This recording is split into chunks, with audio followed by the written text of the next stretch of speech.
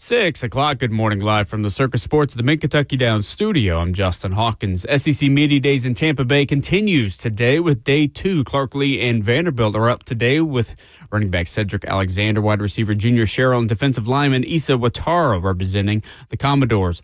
Georgia, Auburn, and South Carolina also will speak today. Yesterday, Missouri head coach Eli Drinkowitz said that running back Ahmad Hardy is medically cleared from his gunshot wound that he suffered back in May, and his return to play progression could take 5 to 8 weeks. In NFL news yesterday, the Packers and defensive tackle Devontae Wyatt agreed to terms on a 3-year, $57 million contract extension with $20 million for a signing bonus. Wyatt has 16 sacks over 4 years since being a first-round draft pick back in 2022 out of Georgia. Also, the Seahawks veterans reported yesterday, and the players took their physicals. Safety Nick Imamwari, running back Kenny McIntosh, cornerback Tyron Broden, all were placed on the physically unable to perform list. Today marks the NFL being exactly 50 days away from the regular season kicking off between the Patriots and Seahawks on September 9th.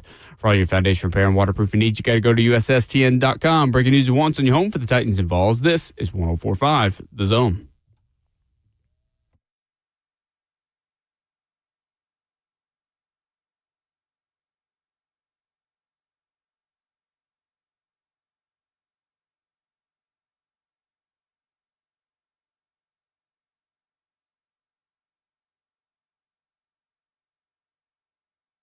Good morning on a Tuesday edition of Ramon Will. A very humid Tuesday morning in Nashville, Tennessee. 615-737-1045 is our number, with lots to get to. Titans players with most to prove, the subject of discussion today. 1 week away from Robert Saleh's introductory training camp press conference. We got Josh Heupel making the rounds and making some viral moments at SEC Media Days yesterday. We've got a coach Aura Farming, and yes, I am not chopped enough to know what that means. And we've got Austin Price at 8:20 for his weekly visit, talking David Gabriel George's 615-737-1045. The number, Ramon Foster, Justin Hawkins, and Will Bowling on this Tuesday, July 21st. What's up? Not much, man. Happy Tuesday.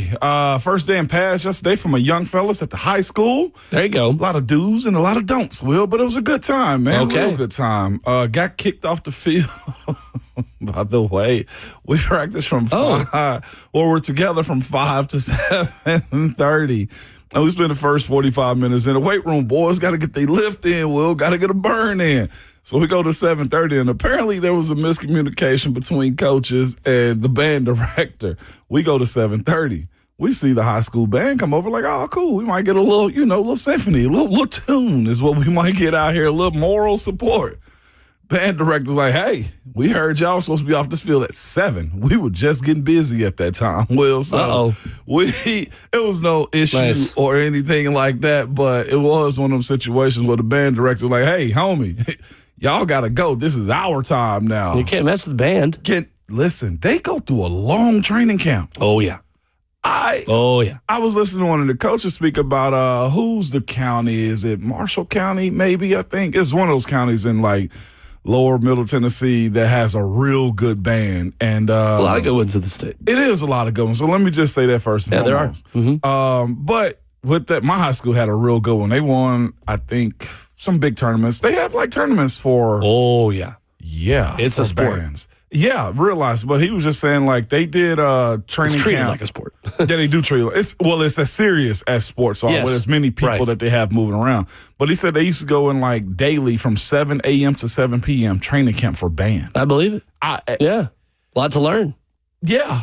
A lot of people, a lot of sounds, a lot of movements and stuff like that. But I that gives me zero interest. Respectfully, I say that. But, like, 7 to 7 at night is a very long time. But I guess, as I said, we do the same thing in football. So yeah, I imagine that's like leaders and directors and people that are making all of the movements work. That's what my dad did at the UT band. No doubt. Played the trumpet in the Pride of the Southland band. So I get it. There's a lot of respect for the bands. It is. It's so much that goes into it. And but last night, all that was just something keeping you from practicing. It was. We were out there for a while, and my ankles felt it last night. We practiced on turf. Not in a bad way, but I was just like, oh, you just feel the difference between grass. Maybe I should start fighting for high schools to get grass back again. What you think about that? Well, that seems like a different fight, though, right? Because there are a lot of high schools that could have the potential, maybe not as many in this area, but there are some high schools that would have the potential to have awful grass. That's very true. Turf raises the floor. It does raise the floor. And I think as a high schooler, you love playing on turf. Until you get into your 30s in the NFL, you're just like, okay, this kind of feels different. Yeah, it's fair. Very fair. All in all, good day yesterday, man. ESPN making crazy rounds around social media and on everything else. But what do you mean? The firings today's supposed to be Bloody Tuesday, isn't it? Oh, ESPN. I saw the Ryan Clark stuff yesterday. I didn't know if there were going to be another there was going to be another big wave of moves, but allegedly or interesting. Reportedly, it's supposed to be a huge wave today. It's supposed to be like Bloody Tuesday at ESPN. I hate how someone losing their job can be seen with any sort of celebration on social media. I think that's the worst of social media on a day like yesterday. And when did Ryan Clark, who is just trying to do his job and talk about football, become such a divisive figure? Like, I know he said some controversial things and he's had to apologize for stuff, but haven't we all? Yeah, we talk a lot. I don't know. I mean, he's publicly apologized a lot. Yes. I get it, but that's not reason to celebrate someone losing their job yesterday. I thought that was crazy. Seeing a little bit of that on social media. He has a feud with a few people that didn't let go. Some people just are elephants with memory. They just don't let go. This industry, we've watched and dealt with people who've, got hired and got fired as well in this world. And I was listening to Two Pros and a Cup of Joe. I didn't feel like listening to music this morning. I've been playing way too much ratchet stuff. And I was just like, nope, I'm going to just. What kind of ratchet stuff you been playing? I got to clean up my music intake. Okay? Oh, okay. Not in a bad way. Well, Brett Hubbs will be on Friday. He can get you some new country, maybe. There we go. New to you. Not new country, but new to you. But just listen to them, and LeVar Arrington and the other guy, Jonas, was on there. He was just like, in this industry, that's kind of how it goes. It's the same as the NFL if you get hired or fired. Like, we used to joke in the NFL, it's like, on cut day, go in and get this workout in, get your box lunch so they can cut you. Like, they would literally, work you in the NFL. So I'm conditioned to these hirings and these firings. We used to come in on cut day. The way it works, you get a workout in. Some teams even have a practice. They get a full day of work out of you, and you're done by 1 or 2 o'clock. Yeah, it's crazy. And then the next thing you know, they start cuts. Or in the middle of your workout, they start cuts. So I've told this story years ago, but on cut day, my rookie year, I'm on the elliptical by the window, and I see the Turk walk down, and I'm thinking, oh, who is the Turk, for those who don't know? The guy that coaches deem the person to grab you to say, hey, coach want to see you bring your playbook. Is that someone that's all they do? Are they a coach of something else? Who is that person? They're film guys or somebody that work in the building Gotcha. that's got a real low profile, kind of like an executioner, real low profile. It's dark. Well, it's a dark day. Well, yeah, sure. It's a dark day. But it's usually somebody that guys in the building respect and you're not just going to blow up on as well. And I remember him walking down the alleyway, the aisle in the weight room, and he was coming towards my way, and he didn't tap my shoulder, tapped the guy to my right. And that guy lost it, So that was my first experience, real experience with watching somebody get cut and how emotional it is. That's the NFL life. I think that's mostly pro life. I don't know how the NBA does it or other leagues, but they get a day of work out of you, make everything feel normal, and then one behind the ear. It's kind of crazy. What other way to get fired? Well, the report yesterday was on Ryan Clark that they had planned to let him go, but were worried it was going to come out while he was still working and on air. And so they, in a commercial break, let him go with 10 minutes left in NFL Live yesterday. Is that really something you could possibly justify? Even if you feel like he might find out maybe something's going on, that seems like an insane thing to do, to not wait 10 minutes. It's the enemies you create. It is completely insane. It's wild. I won't pretend to know all of the intricacies on what's happening behind the scenes there, but that just feels like something that doesn't need to happen. It was he's got an ongoing feud with Clay Travis. Oh yeah, no, I've seen that. And it was his outlet that got it. And Clay even tweeted about it. I recently just saw it a second ago. He said, for a guy to get fired on air the way he did, some, he was like, chef's kiss. I was like, damn. Yeah, it's just, that's kind of crazy to me. Chef's I'm just going to be honest. Like that, there will, I hope, never come a day where I'm celebrating somebody losing their job. Yeah. The only thing I don't like about it, and it's a bunch of just, I hate that it's so black and white. Not the colors, but the back and forth on it. It's become, to your point, it's grown legs in all of this. And hopefully we get to a point where we clean this up in sports, because I've always said this about it. Like, we're supposed to just do sports. We call it, that person is good, that person's not so good. They should do better. They did really good. Like, that's how it kind of goes with us breaking it down. I wish it was that simple. I do too. And that's what's gotten ugly behind these situations right here. So I'm touch and go on this one, and we moving on. But today, I also wonder, just because it's been reported, who else at ESPN? And the other part, though, too, with all of that, there's another guy that's been reported. Will, we got to get on his train. They're talking about Pat getting $60 million a year. Pat McAfee, you mean? Yeah. For the optics of paying Pat as much as they are really don't look good on days like this. Then it don't. But when you are laying off people left and right who are very talented, who have made ESPN a good chunk of money. Yeah. Yeah, it just doesn't really add up to me personally. But Pat's very talented and has worked very hard to build the platform that he has. He's got as it stands right now, and this world that we in the sports, it goes through eras. The same way the passing game goes like in the NFL, right? We go back to the run game eventually. Pat's aura and just prestige right now is so high. His reputation is so high. He's bringing so much with him at ESPN. I was wondering what we were going to do on College Game Day without, Lee Corso. And as far as his presence, his funniness, his comedic relief, Pat's cleared that up for me. Well, in reality, for me, Nick Saban's kind of cleared things up in the post-Lee Corso era. I agree. He's done more to help that show than Pat has, in my opinion. I just like the edge. Well, I like the funniness, the breaks that Pat McAfee brings to it. I used to. I'm tired of it now. I'm usually a step behind you in these. Oh, well, fair enough. I am deeply suffering from Pat McAfee fatigue. Get it? He's just doing his job, and he's just showing up where he's told to show up. My issue is more with people who tell him to show up everywhere. Well, the Mickey Mouse going to get it up out of you. ESPN owned by Disney. No question. They're going to get it up out of you. Mouse money's different. It is. So if you got to do a podcast, you got to do a simulcast on an NBA Finals game. Yeah, it's different. You got to go to UFC, Will. You don't get $60 million just to chill. Yeah, Jason Kelsey's not far behind him, for me, to be honest with you. Not. Although I think he probably is a bit more, how do I put this, nice. He's a little bit maybe of a purer person, a nicer guy. He hadn't been tainted yet. Right. He doesn't have as much controversy around him. He's just everywhere. I'm a little bit more sympathetic to that than I am to Pat, who just doesn't wear well. Yeah. But that's okay. I mean, it doesn't have to be for me. He's probably for a lot of you who are listening, and that's great. But it's just not for me. I like Pat because, I get him in doses. I don't watch everything he does. Actually, when the show turns on, I don't really watch his show. Even though I do find it entertaining, I like him on game day because watching game day as a player on Saturday mornings while we were slated to play that game was the absolute best thing about the college experience. Yeah. So I absolutely. Yeah. So $60 million a year. He gonna work for it. It's a lot of money. It's a lot of money. It's a lot of where is he from? Pierogies out of Pittsburgh. He has a lot of pierogies he can buy now. Well, yesterday, Josh Heupel went a little viral at SEC Media Days in Tampa when asked about what it will be like when Lane Kiffin returns to Knoxville for LSU to take on the Vols. Heupel had this to say.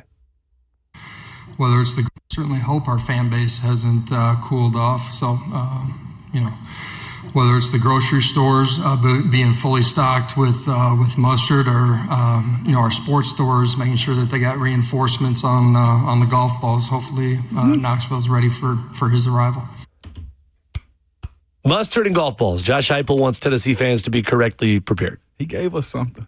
something. Thank you, Josh. Thanks, Coach. He gave us something. Thanks, Coach. He gave us something. If you are a fan remotely upset with this morning, here's what I want you to do. I want you to tell your boss you're going to be a little bit late. I want you to turn the lights off in your bedroom. I want you to get back in bed. Mm-hmm. If you got pajamas, if you need to take like a little bit of a sleeping pill, I'll let you take a quarter of one because you're still going to have a work day. I want you to get back in bed.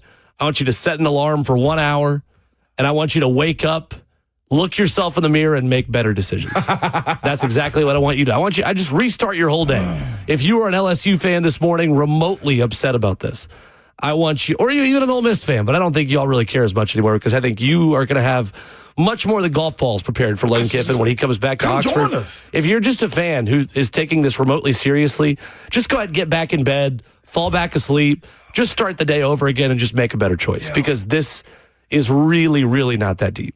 But it was kind of funny yesterday. I enjoyed it, okay? I thoroughly enjoyed it. The fact that he leaned in a little bit. Like, he played the Lane Kiffin game, and I'm here for those type of antics. For a guy who will play, hey, oh, no, I'm not. I've changed. I'm the nice guy. You guys love me now. And then, boom, he takes all your recruits and steal all the money on top of it, too. Josh Heupel, I'm so proud of you for this one, man. I do hope that Ingles is so full of mustard whenever they get an opportunity. Buy store brand. You don't have to get French's.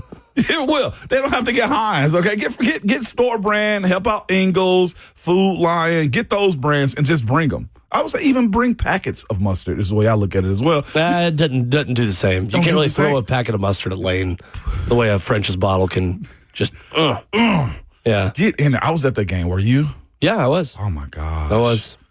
What a moment. Jacob Warren got there. Should have been a first down. It should have been a first down. Mm-hmm. Absolutely should have. The way he tried to play innocent after the fact, though, Lane did, like, you stoked the fire at all times, Lane Kiffin. Unfortunately, that was one of 2 times that a Tennessee quarterback has run out of bounds instead of throwing it to the end zone on a game-ending play under Josh Heupel. 615-737-1045. The actually meaningful things Josh Heupel had to say yesterday after this.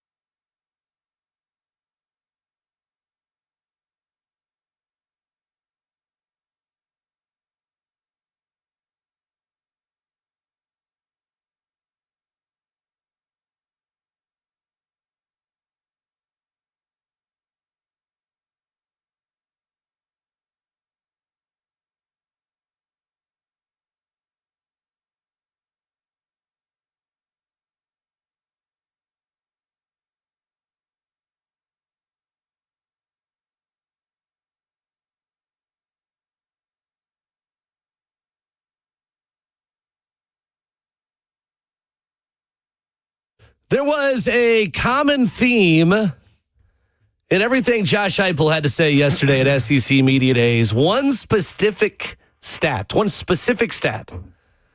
that got used a lot that I think could make Tennessee fans feel a little bit better about the quarterback situation heading into the upcoming season. Ramon Foster, Will Bowling, live for the 104.5 The Zone Circus Sports Studio. Kentucky's largest sports book can now be found at Circus Sports at Kentucky Downs. Here is Josh Heupel at the big podium yesterday in Tampa at SEC Media Days, talking about how many new first-year starting quarterbacks he's had in the last 9 years. I know much is going to be made about our quarterback situation as we come in, starting our fifth different quarterback in 5 years. We've done that historically. At some point, I'm going to have the opportunity to come back here with a returning starter at quarterback, but 7 out of the last 9 years, we've had a different starting quarterback, and 7 out of the last 9 years, we've been top 10 in the country in scoring. We're going to have a guy that's ready to go compete and play at a championship level. Whenever you start a young quarterback, I think it's important that the other guys around him play at an extremely high level. And we have a lot of guys that are coming back on the offensive line and the skill positions that will put those guys in a great position to go do their job. Josh Heupel yesterday, part of a long opening statement in Tampa. But within a lot of answers, Ramon, yesterday, he kept going back to that. 5 years and 7 of the last 9 non-returning starting quarterbacks, and we've been top 10 in scoring offense in 7 of the last 9 years. My bad. Turn on my mic. That'd be there. a good thing. That'd be a good thing. His system works. He knows how to coach those guys up. He kind of gave a deeper answer as to what that's going to look like for the guy that wins it, calling him an artist, and eventually you got to go start painting. And that's what it is, man. It's this era of the portal. Like, I was talking to my guys I was recruited with in 2004. We still have a group chat that still goes on. Robert Harris, Inky, Arian Foster, Gerard Mayo, Alex Wilson, Sinclair. All of us are in this group, and we had the conversation, simply about, hey, how many of us would have lasted at the University of Tennessee if we had this portal? And I think we'd have probably lost 60% of that class just on the basis of they wanted to play. There were coaching changes at positions that didn't work out for him. I saw one of the coaches, man, pretty much kill a player's career. This guy was a highly rated guy, and the coach was a hard coach. It wasn't a coach that brought him in and absolutely just ran him into the ground. That guy would have left. I look at guys that wanted to play as freshmen and didn't want to redshirt. Those guys would have left. You look at guys that got in trouble real quick. Those guys would have left. Like, you couldn't leave if the coaches deemed you to be valuable to the team in an era. And then if you did leave, they had to go ahead and release you, and then you had to wait a year unless you went down in classification as far as going D1 to D2 or going to a smaller community college or JUCO school. You could have played immediately then, but nobody wanted to go from D1 and start riding buses and eating cold sandwiches. Heck, it's nice at the University of Tennessee. So hearing Coach Heupel be in this era of eventually I'll have a quarterback that I can bring back 2 years in a row to you guys, it's just what the state of football is. We go into the offseasons a lot of time and trying to find who's that next hidden gem that's going to get your team over the hump. We've seen teams overbid their guys and push a guy like Austin Simmons at Alabama. Like, I would say he was pushed out or decided to make a decision. This isn't going to work out for me here in Alabama. Austin Simmons was Ole Miss. Ole Miss, my bad. Yeah. But he pretty much got pushed out. And he got hurt, yeah. And he got Welly pipped. But that guy would have come back usually, to the university in the old pre-transfer days. I don't know. I mean, I feel like Austin Simmons might be the type who does leave because Trinidad Chambliss is a Heisman candidate this year. Yeah, it just would have made it a harder process. But yeah, sure. I got to give it to Heupel on being able to adjust and adapt to what his team needed. Continually trying to expand this offense, but at the same time knowing that, hey, you got a parachute how you set this offense up against defense where you spread guys out. You fake people by thinking it's a spread offense where you just just throwing the football across the yard.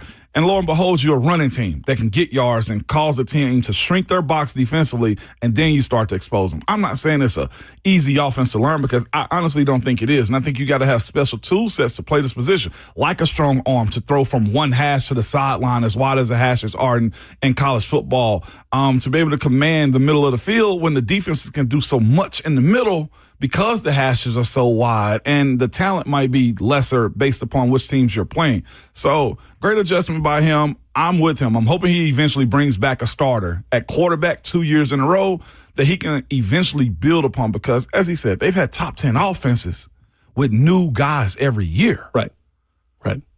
Technically, you know who the last starting quarterback is for Tennessee to return as the week 1 starter in back-to-back years? I want to say Hendon is the only one that comes to mind. It's technically not him because Joe Milton started week 1 of the 2021 season at year 1 under Heupel. So, I mean, really, Hendon Hooker was a returning starting quarterback. True. But again, if you're going off of week 1 starter, you know who it is? At quarterback? Uh-huh. Well, I swear it's not even ringing a bell. Jarrett Garantano. Really? Mm-hmm. JG? Mm-hmm. Did not know Week this. 1 starter. Mm-hmm. Wow. Had no idea that was the case with JG. I mean, I'll double check it, but I believe you. You're usually right on these type according of to my situations. memory, like, again, if you're going based off of week 1 starter. The last one? Under Heupel, you said? No, not under Heupel, okay, just all at right. Tennessee, period. At Tennessee. Uh-huh. JG. It had to be right. Because that would have been from 19 to 20, right? Yeah. Or was it, that would have been 18 to 19? Yeah, 19 to 20. Uh-huh. Do you happen to have the entire list or just his name of starting quarterbacks from like 18, 19, 20? It was I mean, JG? I can just off of memory do it. I mean, it was JG for a couple I years. believe you. Yeah, right. Keller Christ was a part of that team as well, but he didn't play very much. Who? Keller Christ, the Pitt transfer? Not ringing a bell. Stanford transfer, my bad. Not Pitt. Not ringing a bell, not even a little bit. Oh, we could go down the list of Keller forgotten Christ. Tennessee starting quarterbacks. We can talk about Will McBride. He started? We can I talk know about Will McBride. Brian Maurer being in there a little bit. Maurer. Yeah. That was 2019. Yeah. Wow, brother. So We were in the dark ages. for the crowd that chooses to get loud on Heupel, like, can we push back a little bit even more still? It's like, man, this has actually been a good era for us, even with what's in front of the Vols this year and with the interchanging of quarterbacks that he's had as of late. Well, I mean, it's been a good era. I think been a Tennessee good fans era. are ready for great. Yeah. Okay. No one's disputing it's been good. No doubt about it. Getting ready for great, though. Does it start with the retention of a young quarterback first? Well, it just starts with winning games. I don't think it matters on how you get there because we saw Heupel at 24 do it on defense and run game, and we're content getting to a college football playoff. It doesn't matter how you get there. I'll run the wing tee if I need to. I'm serious. I don't care about how Tennessee wins. I just want them to win. Just go to get from good to great. That is probably the hardest part of this thing. Because initially, you got to outcoach people. Let's start there on field. I don't even want to go to the NIL side of this thing, though, too. There have been moments in which you felt like either defensively or situationally the Vols have gotten outcoached in games. Like, I look back to last year, and you had a young guy playing corner, of course, Ty Rebb in the Georgia game. Like, what defense are you playing in those moments, and why is he pressing? Like, it's those mistakes that have kind of like snake bitten the Vols to not get them over the top in moments. Or you look at the Oklahoma game, there was no answer for that rush and defense that they had at you. So, yeah, like, that's a good team last year, but it wasn't great, considering you also had it wasn't a great team. A transfer quarterback that came in midway. Like, there was a lot of good that came out of it. That guy was great. That guy wasn't a problem at all. He wasn't. I'm just looking at, like, the circumstances of how there was not many adjustments to what Oklahoma was providing against the Vols in those moments. As far as being good to great, that is the biggest step, and you're right, that this fan base is looking for. And how long do you stay good before it goes to great? And that's where recruiting plays a part, scheme evolving a little bit more. And you hope that a guy like Jim Knowles, who he spoke very highly of yesterday in his intro press conference as SEC Media Days, takes this defense to a point in which it can support a guy like him. Well, and I think the question, too, on Jim Knowles is, does he have enough within his team of guys who know the system and can alleviate the growing pains just based off of who's come in the transfer portal? Like, are there enough Amari Campbells and Xavier Gillums and DeJuan Lanes to come in, or DeJuan Lane, I think is how you say it, to come in and alleviate a lot of the year one growing pains that Jim Knowles' defenses have at new places?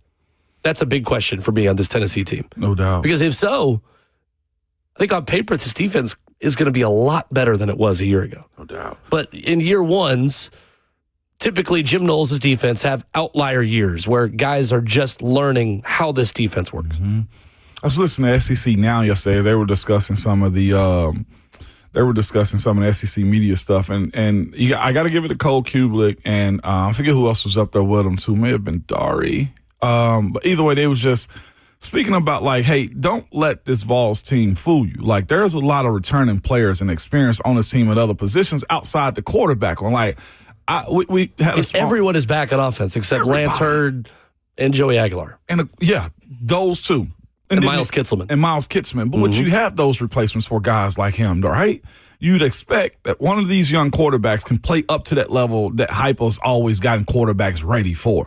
You feel better about Ori Williams, who's transfer right tackle potentially, or Jesse Perry for that matter, either one of those positions. There's experience under David Sanders Jr. You got an all-SEC performer and William Moe, and then you also Wendell Moy. Moy. But they could shock you. It's a matter, in my personal opinion, of schematics and how good of a training camp will they have to prepare themselves, because it starts early this year with Texas. Let me respectfully say Georgia Tech. Georgia Tech. Yeah. That's no cakewalk. Far from a gimme. Yeah. So there is a lot of experience. There's a ton of experience, and I think that's the other thing that Josh Heupel underscored in every answer he gave yesterday at the podium and to local media was, well, we've surrounded whoever the quarterback's going to be with experienced players. Yeah. With really experienced players. I think Mike Matthews and Braylon Staley makes up as good of a returning 1 and 2 of any returning 1-2 punch in the SEC this year. Yeah. There are guys who have added big transfers who would have better overall receiver rooms. But in terms of what a team is returning within the system, within the program, you're going to have to work hard to find a 1-2 better than Mike Matthews and Braylon Staley. Mm-hmm. I think you're going to have to work hard to find a better returning run game than what you are getting back into Sean Bishop. We've heard good things about Javen Gordon, the Tulane transfer running back. Sure. Dwan Morris is next up as a highly touted recruit that came here out of Murfreesboro and Oakland. My question is, how does Josh Heupel fit the strengths of whoever this quarterback is with tweaks to the offense this season? Mm-hmm. And that's where I keep going back to Faison Brandon's athleticism and maybe added talent in the run game, being a little bit more of a runner in an offense that needs bread and butter, needs something vanilla for a young quarterback to master that is achievable. Yeah. Is a quarterback run game enough to give Faison Brandon just something else to be good at that's easy? Yeah. We're going to see. And here's the thing about it. He's found ways to do it. I thought Joe Milton was very, very reluctant to run.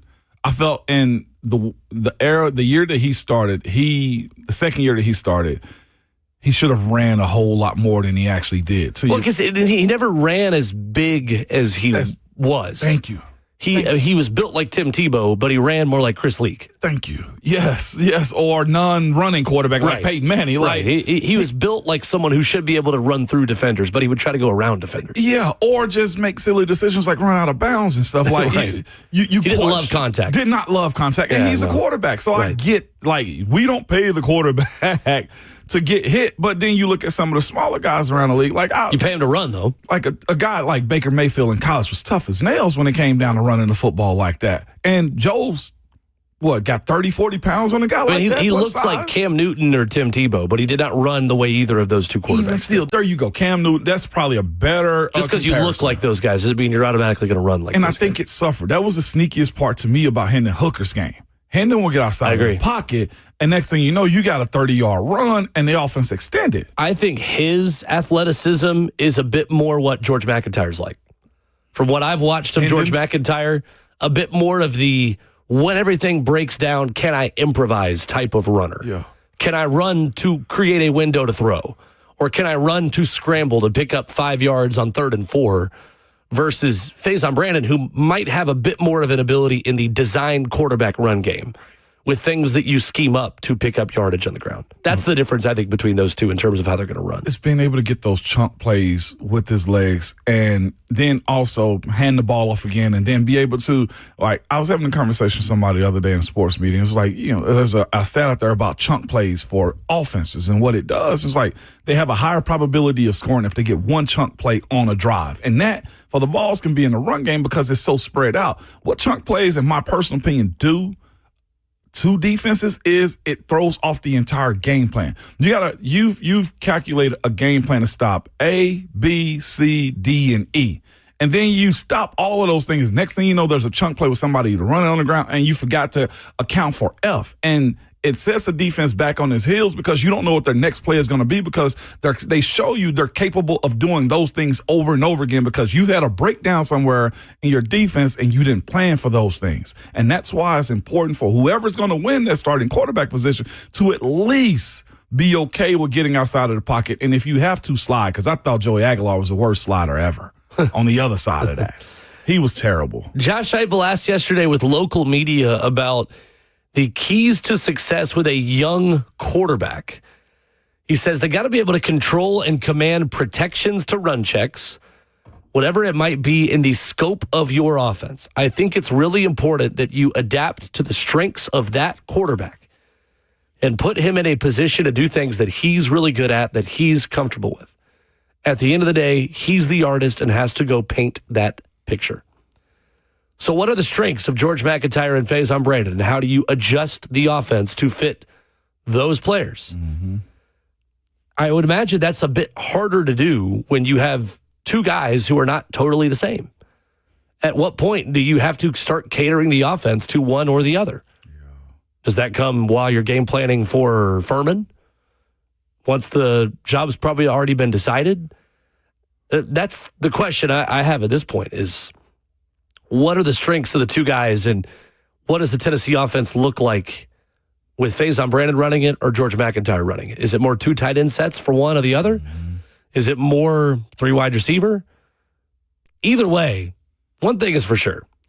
This offense is built around Deshaun Bishop this year. Yes, sir. And you need this to be a defense and run the ball team in order to be successful this season. Mm-hmm. Just no ifs, ands, or buts about it, as Ron Slay would say. It's smart coaching. You got two inexperienced quarterbacks.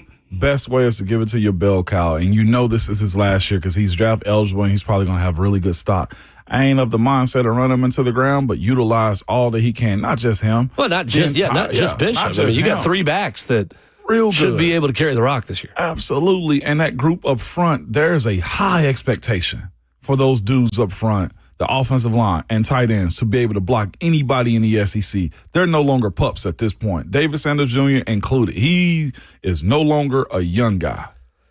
Coming up, we'll tell you what Josh Heupel had to say about Chaz Coleman's exit from the Tennessee football program after this.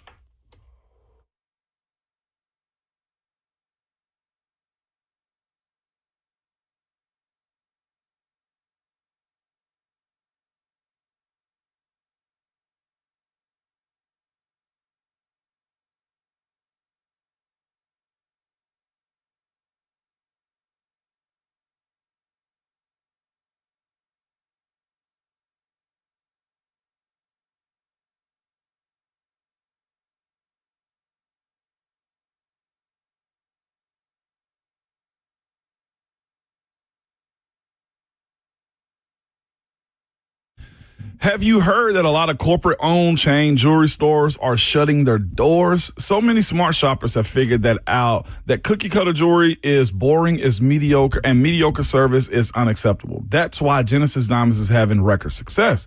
Genesis, number one, they're locally owned, staffed by real experts, with warranties and guarantees that are unheard of, with personal attention along with it, with case after case of unique fashion-forward jewelry, designer jewelry, with no attitude, no pushy salespeople, no inflated pricing games. Genesis not only guarantees the best price, but their quality is second to none. The world's top bridal designers have chosen Genesis as an authorized retailer because they meet the highest standards. Whether you're looking for a classic ring or an ultra-modern modern ring, a natural diamond, or a lab-grown diamond, Genesis has options for you at every price point, and you will love the laid-back fun experience. It is as far from a Wall Street corporate box store as you can get. Genesis Diamonds, they're located in Green Hills and Cool Springs. Also, don't miss their amazing selection of luxury pre-owned Rolex watches.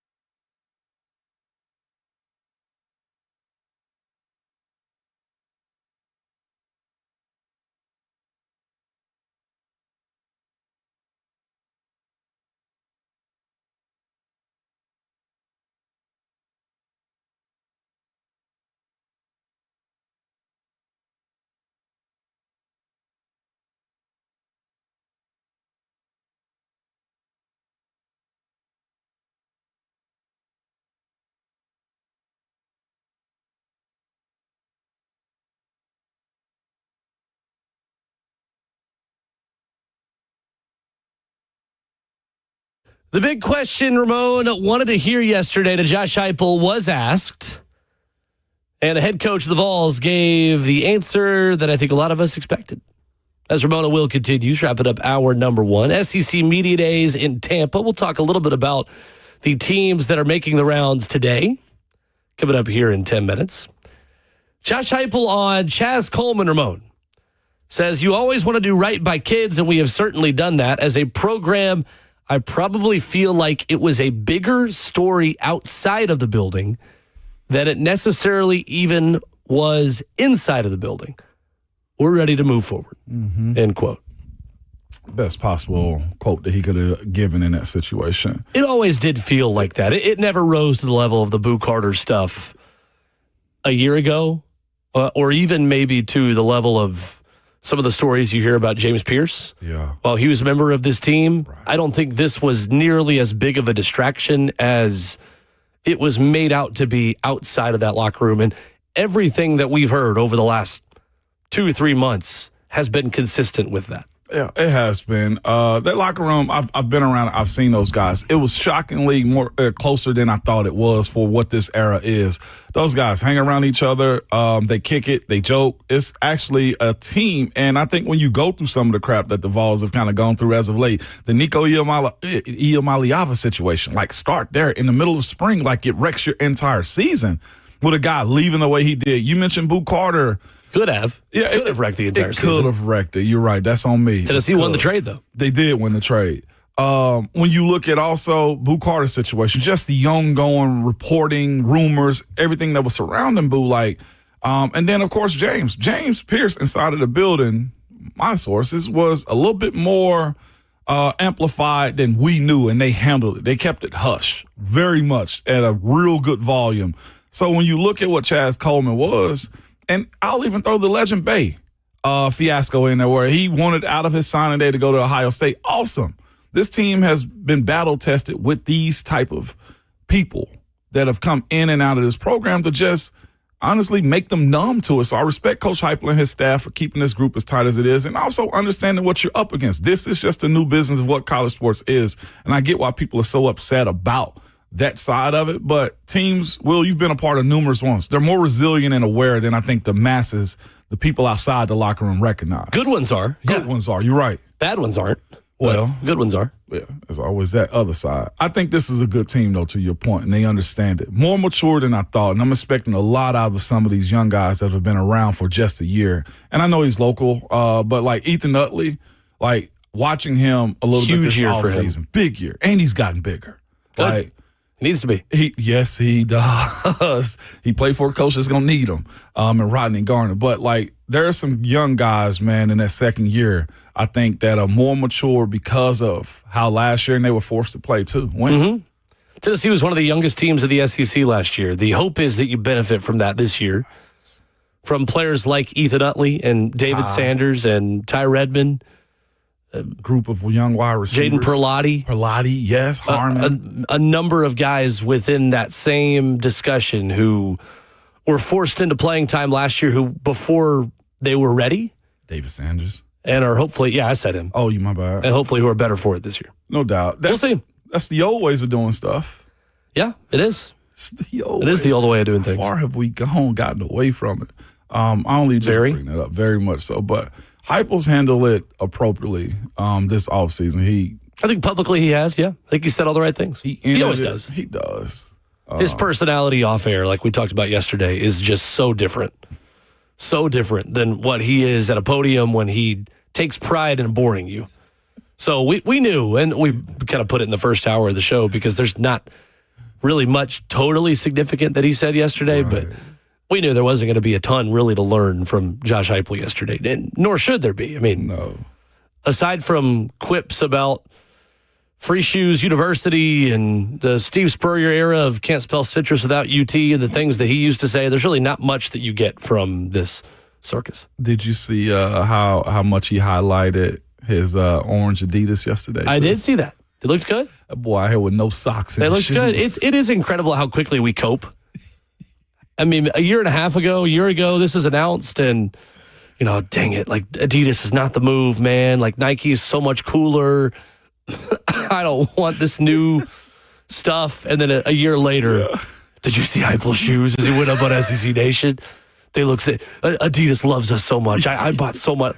I mean, I had shipments from 3 different places coming in with Tennessee Adidas gear a couple weeks ago. Insanely hilarious, man. I mean, and the Tennessee orange pretty much sold out on Adidas right now as well. I know. It looks good. There are some unks and dads that are going to be buying those shoes that Hyper had on yesterday. They don't sell them yet, but Arian Foster was like, hold on now, let them cook. Like, those are actually pretty fly. Because we had somebody trying to diss them, like, this ain't it. And everybody in the group chat was like, shut up. These are actually pretty fly right here. I enjoyed them, though, man. They look good. Yeah. It's going to be fascinating to see what else they pull out of their hat with this rollout unveiling of shoes. That's what I'm most interested in. Apparently there's one pair in August and another one later in the fall that come out. All right.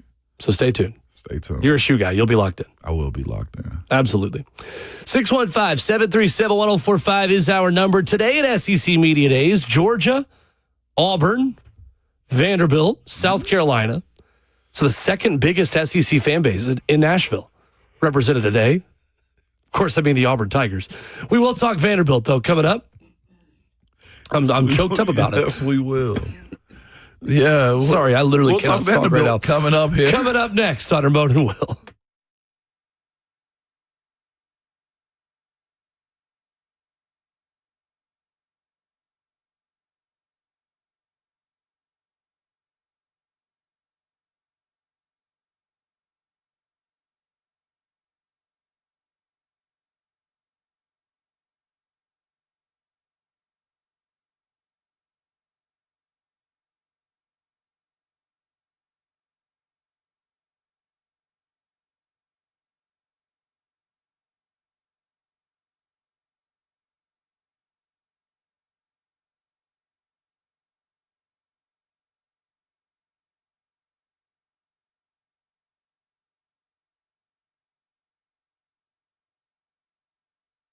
What's going on? It's Will Bowling. Are you dealing with flickering lights, faulty outlets, or a circuit that won't stay on at home? Lee Company has your back.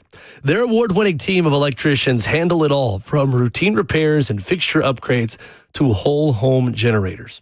Available 24/7. Keep your home efficient and safe by contacting Lee Company online at leecompany.com. That's leecompany.com for professional electrical service from the pros who have over 80 years of experience serving Middle Tennessee. Lee Company's been in business since 1944. When you do business for that long, you learn how to do things the right way.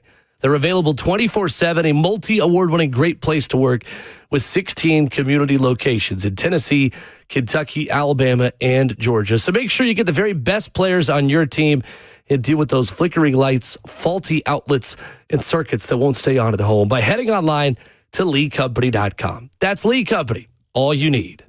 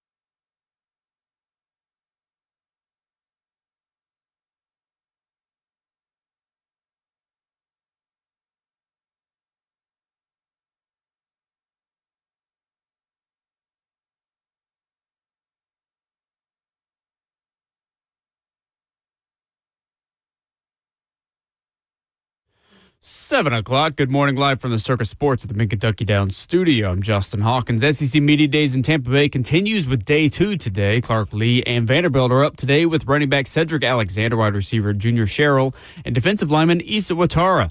Representing the Commodores, Georgia, Auburn, and South Carolina also will speak today. Yesterday, Missouri head coach Eli Drinkowitz said that running back Ahmad Hardy is medically cleared from his gunshot wound that he suffered back in May, and his return to play progression could take up to 5 to 8 weeks. NFL news yesterday, the Packers and defensive tackle Devontae Wyatt agreed to terms on a 3-year, $57 million contract extension with a $20 million signing bonus. Wyatt has 16 sacks over 4 years since being a first-round draft pick in 2022 out of Georgia. Also, the Seahawks veterans reported to camp yesterday, and the players took their physicals. Safety Nick Imamwari, running back Kenny McIntosh, and cornerback Tyron Broden all were placed on the PUP list. And today marks exactly 50 days away that the NFL will kick off the regular season between the Patriots and Seattle Seahawks on September 9th. For all your foundation repair and waterproofing needs, you got to go to USSTN.com. Breaking news at once on your home for the Titans and Vols. This is 104.5 The Zone.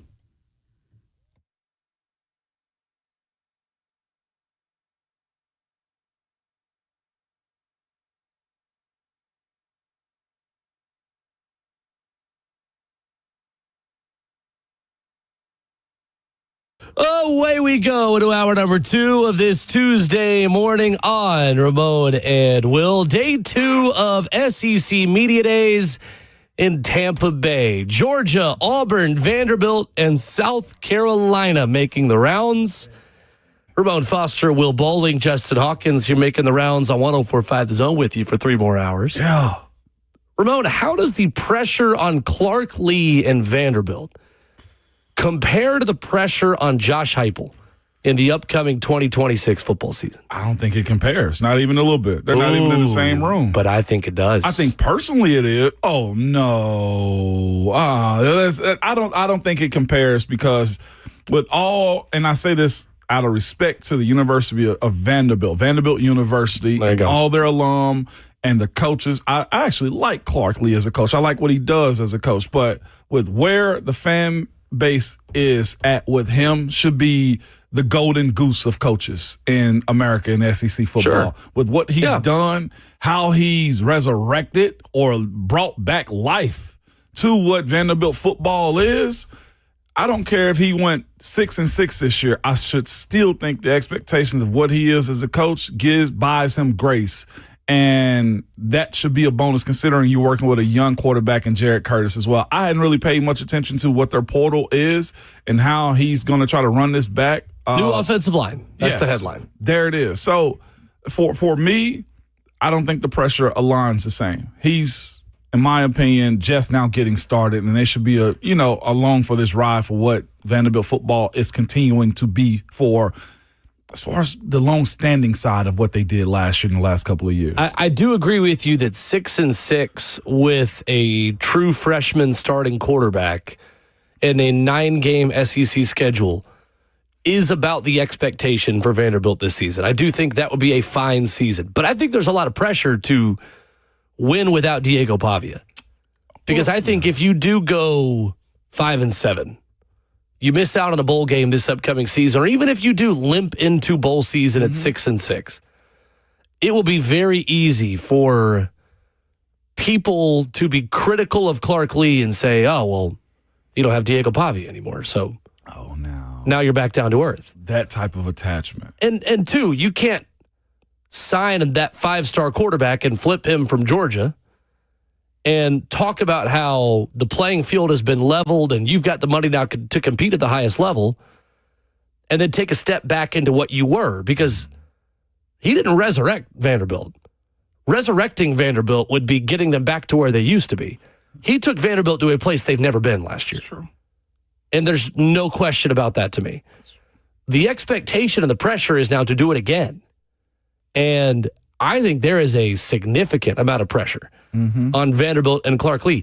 You have given him the resources that warrant that level of expectation and pressure. And if I'm a Vanderbilt fan, this is all a compliment. This is all a good thing. It is. You should want to continue to be competing for 8, 9, 10 win seasons and be on the doorstep of the college football playoff, because at this point, you have spent on a contract extension. You have gone and spent major NIL dollars on a quarterback. Now, that doesn't mean that quarterback's going to be the perfect version of himself right away as a freshman, but you can't just fall back off the cliff back down to 4-8 this upcoming season. And I know the schedule is tough, and you've got a lot of really good teams you're going to play again, but I am fascinated by how Vanderbilt rebounds because I do think their defense is going to be better than it was last year, but I don't think they're going to be close to what they were on offense with Diego Pavia. Diego was a movement. I think Diego Pavia, just with his escapability in the pocket and the amount of sacks that the offensive line would have let up that he didn't go down on, just that factor alone, taking away his escapability last season makes them significantly worse on offense. No doubt. And plays and drives that would have ended, that allowed them to be the 6th slowest tempo team or the 7th slowest tempo team in all of Power 4 college football last year in terms of plays run per game. That's the question for me is, can they sustain enough drives to help out a defense that should be a little bit better, but still got a lot of help from a ball control offense a season ago? How much of what Vanderbilt's success was based off of one guy's toughness? A ton of it. Now, I know you went and got that guy. You deserve credit for it, but it was the Diego Pavia show last year. With that being said, Jared Curtis comes from a place and played a style of ball too, where he also ran it. Is this going to be the identity of Vanderbilt quarterback play? That, hey, you're going to run the football and be tough? Because that's the question that I'm looking at right now. Trent Kirkland, who's the quarterback's coach at Vanderbilt, and also Tim Beck. Yeah, Tim Beck's the main master. Offensive coordinator. Mm-hmm. Like, what are you going to do with such a young quarterback with the style and offense? Are you going to change everything? Because, again, that's where the pressure will come up. You're going from a guy who had a master's level knowledge of this offense to someone who's taking 100 level classes. Yeah. But very capable. Oh my gosh. Jared Curtis is very more capable. Physically capable than the guy you had. But Jared Curtis is more physically talented today than Diego Pavia was last season. Absolutely. But can he or does he want to take those hits the same way we talked about Joe Milton? Right? Because that's a decision that goes from quarterback to quarterback, player to player. I know some defensive tackles that just want to finesse you and go around you and not go through you. Like, it is player to player, but this is a style of ball that Vanderbilt's played where you run an RPO-style offense. You run, and Diego Pavia will run somebody over and hit the sideline. Like, that's a part of it. Now, that, to me, is the pressure. That's where Clark Lee, in my opinion, is going to have to make a decision on how much he protects Jared, because he is a bona fide 5-star quarterback. He is probably the most physically gifted quarterback I have ever seen in the state of Tennessee. Yeah. Okay. Wow. Yeah. And no, that's true. It's just when you realize it, and also the fact that Vanderbilt was able to snatch him away from Georgia. There's pressure in that. But it's also the other side. I think the guy that has the most pressure in this, Will, and pressure is a privilege when you're in positions that these coaches are. Mm-hmm. It's Tim Beck. Because here's the other side, the offensive coordinator. If he doesn't get this same production, whether he's asking Jared Curtis to throw the ball around or run the ball around, the first changes come from the OCs, DCs usually. Look at what Josh Heupel just did with Tim Banks. If there's anybody with pressure, it's him. Yeah, for sure. You know, like just looking at this. But ultimately, it falls on Clark Lee. Clark Lee's in charge of the program. Clark don't fire a guy. I mean, Tim Beck's probably got as much job security as any coordinator in the country. But with a guy, my point is like, it can go wrong at any point, is my point. Especially if it does get stagnant. And you know there's a lot of talent inside of what Jared Curtis can provide to that team and to the Vanderbilt alum that want to watch him. And also, I'm sure paid a hefty bag to get him. A lot more than just alumni. Yeah. Alumni is a small portion of the fan base. But I'm sure... Like they widen their horizons a little bit. Shoot. They don't check the Vanderbilt diplomas when they walk in. Nor should they. No, should they. I'm not judging anybody. I just, And they would probably say Tennessee fans ain't got diplomas. Yeah, the ones that went to UT. That's okay. Yeah, a lot more than just the alumni. They will slay mud the same way we would. And they do. And you know what? They kings of the hill right now because they won in Neyland last year. Oh, yeah, 100%. With that being said, there is pressure to get this young quarterback right and get him right quickly. Like, you believe Tim Beck's got more security than I do. I view this situation as saying he got to get this right and got to show there's going to be a continuation because that's what they've been. Well, that's what they cash checks with. But I do think when you look at the how on Vanderbilt getting back to where it was last season, the addition and subtraction that you're making to get to, they hope, 9-10 wins again, probably has a little bit of a different equation. I don't think you expect Tim Beck and Jared Curtis to immediately pick up where Diego Pavia left off. That's not realistic. But what I think they do expect of Vanderbilt is the seesaw being a little bit more even between defense and offense. I don't think that defense was really all that good last year. I think they benefited from an offense that controlled the football and forced teams to be more one-dimensional and have to throw and have to play catch-up and have to sustain drives themselves. I mean, Vanderbilt last season was elite at sustaining drives, playing keep away, and making offensive coordinators nervous while their offenses were sitting on the bench and not being on the field. Yeah. The question becomes now, how does this defense fare if Jared Curtis and the offense goes 3 and out significantly more than Diego Pavia and the offense was last season? They are loaded at safety. Vanderbilt is. Yeah. C.J. Hurd, back, led the team in tackles last year at the safety position, was very involved in the run game. Vanderbilt landed their first ever all-conference transfer. Think about that. Had never had an all-conference transfer until Ricardo Jones comes over from Clemson. Yeah. Led the ACC with 6 interceptions last season. So those are your safeties to lead the way. You have the former Tennessee corner, Jordan Matthews, who has stepped up and looked like a number 1 corner at times down the stretch last season. The big question is on offense, can you play that RPO, wing T, flex bone out of the pistol type offense with 4 new members of the offensive line? And with a quarterback and a pass game where the decision-making and the quick choices that Jared Curtis has to make aren't just a foregone conclusion because of his working knowledge of this offense. Cade McConnell is the only returning starting offensive lineman for Vanderbilt this season. You find a North Dakota State FCS All-American in Bo Johnson, who played tackle last year. Lyndon Cooper comes over from Pitt. A lot of experience for him starting at center. Micah DeBose from Alabama, a former top 200 recruit. And then you got a battle at the other tackle spot with Orion Irving and Clinton Azabike. That offensive line's ability to pick up where last year's group left off, They were tough. is everything. They were tough. Everything. Yes. Junior Sherrill, you know what you're going to get from him. Speed. You don't have Trey Richardson anymore, but you brought in another transfer that's going to give you that explosive play threat in the pass game. You brought back both your running backs, but Diego Pavia was the running back last year. No doubt. Again, he did everything for that football team. So can you protect Jared Curtis enough to where you are putting him in third and manageable, and you're not asking him to be a hero right away as a freshman? The best version of Vanderbilt is this being a bit more of a defense-first team this upcoming season, much more than they were last season. No doubt.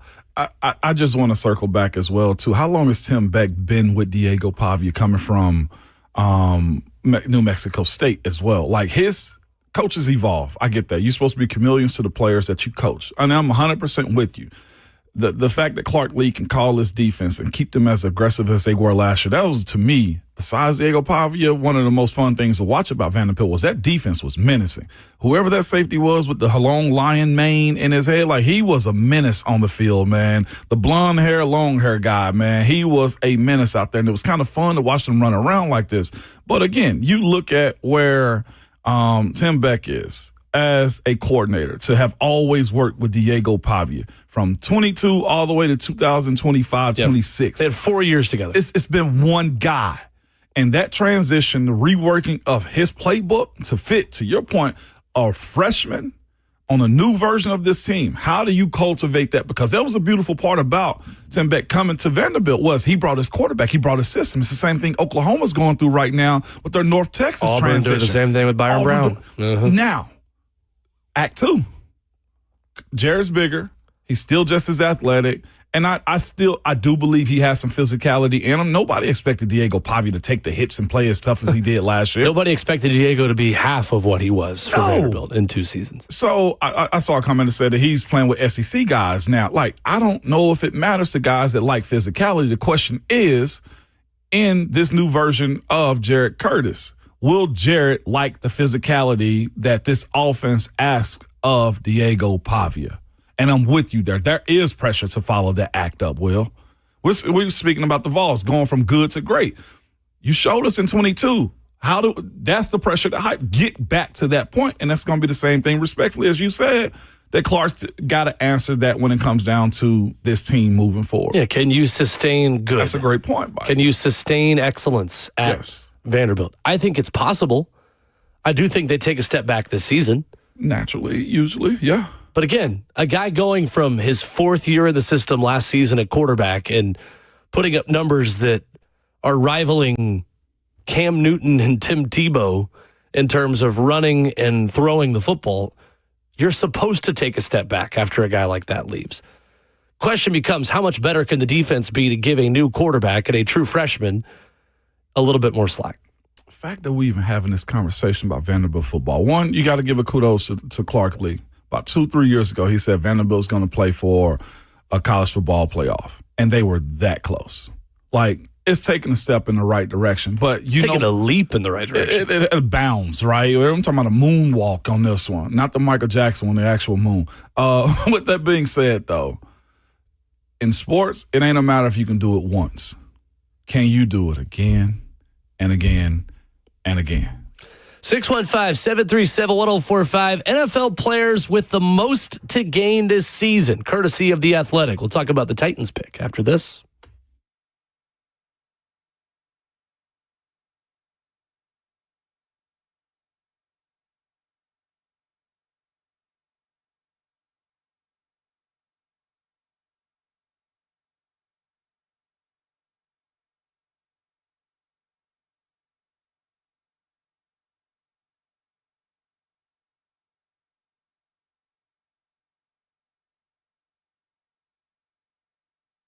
If you're looking for a TRT that's flexible enough for your lifestyle, head to Low T Center today. They are the number one name in TRT. You can choose a variation of different types of ways to get your testosterone. You can do shots, pills, or other options that they have. You can also pay with your insurance or out of pocket, not that expensive, okay? Or even have your treatment shipped directly to your door. And now Low T Center, they are offering new peptides, new treatments, and a lot more for you to better your life, where you can boost your energy, libido, and confidence for the results that you can actually feel. Center Jackson Low T Center, they provide testosterone replacement therapy and hormone replacement therapy tailored to your body, your lifestyle, and most importantly, your budget. When your hormones are imbalanced, patients, they feel fatigued, they have low sex drive, mood changes, and body changes as well. Balancing your hormones, it means living a better, healthier life. And also, testosterone's not just for men. It's also for women. They have many different options for you as well. It's one of the most important things that you can do for yourself and for your body, man. So go ahead and book your free testosterone test now at fixmylowt.com. That's fixmylowt.com. If you have a 2, 3, or 4% mortgage rate, don't refinance it. You don't have to, but you can still get cash out of your home. Introducing Loan Pronto's zero-cost equity loan. What's up? It's Will Boulding. That's right. With Loan Pronto, you can get all the cash you need without touching your first mortgage and without any fees. One local homeowner just got $100,000, paid off all their credit cards, paid off their existing HELOC, remodeled their kitchen, and saved over $1,500 per month. It gets better. There's no hard credit pull up front, usually no appraisal, and no long, drawn-out process. And listen, no closing costs. You may even be able to skip your next 2 house payments. So call Loan Pronto now. Leave your low-rate mortgage intact, but get the cash you need in as little as 2 weeks without paying closing costs. That's online at loanpronto.com. See how much you can get right now at 615-499-5780. That's 615-499-5780 or online at loanpronto.com. For qualified homeowners, equal housing lender, NMLS 1661781, NMLSconsumeraccess.org.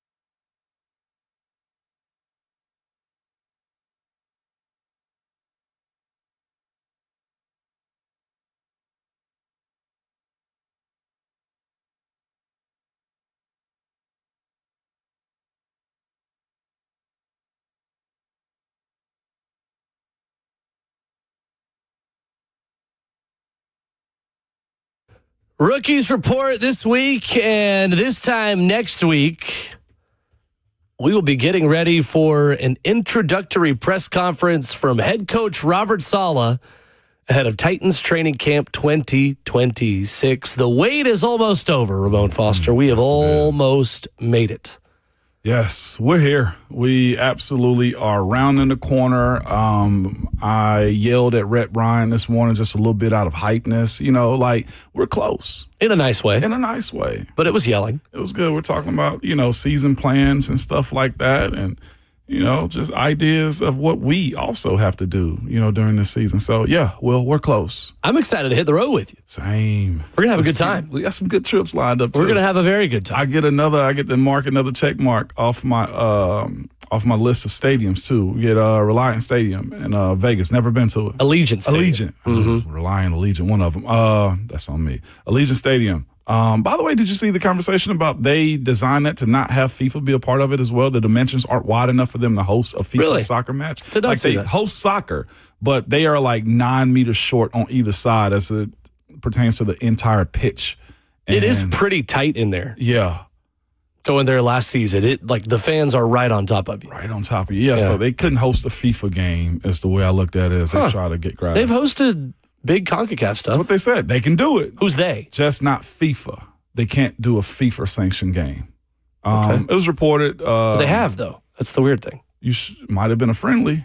I mean, maybe not World an Cup. Official match, though. No, they had the Gold Cup final there a couple years ago. Well, they can't have the World Cup, is what I read on it, because they're about 5, it had 5 meters short on either side as far as the entire dimensions of what the soccer field would need. It's out there. One of my useless facts that I have from time to time. Pitch was too narrow. Too narrow. Is what a quick Google search tells me. Mm-hmm. Okay. It's just out here, But I'm most definitely looking forward to the trips. The first one's going to be fascinating. Going out to San Francisco for the joint practices. That, to me, is what I'm most excited about as well.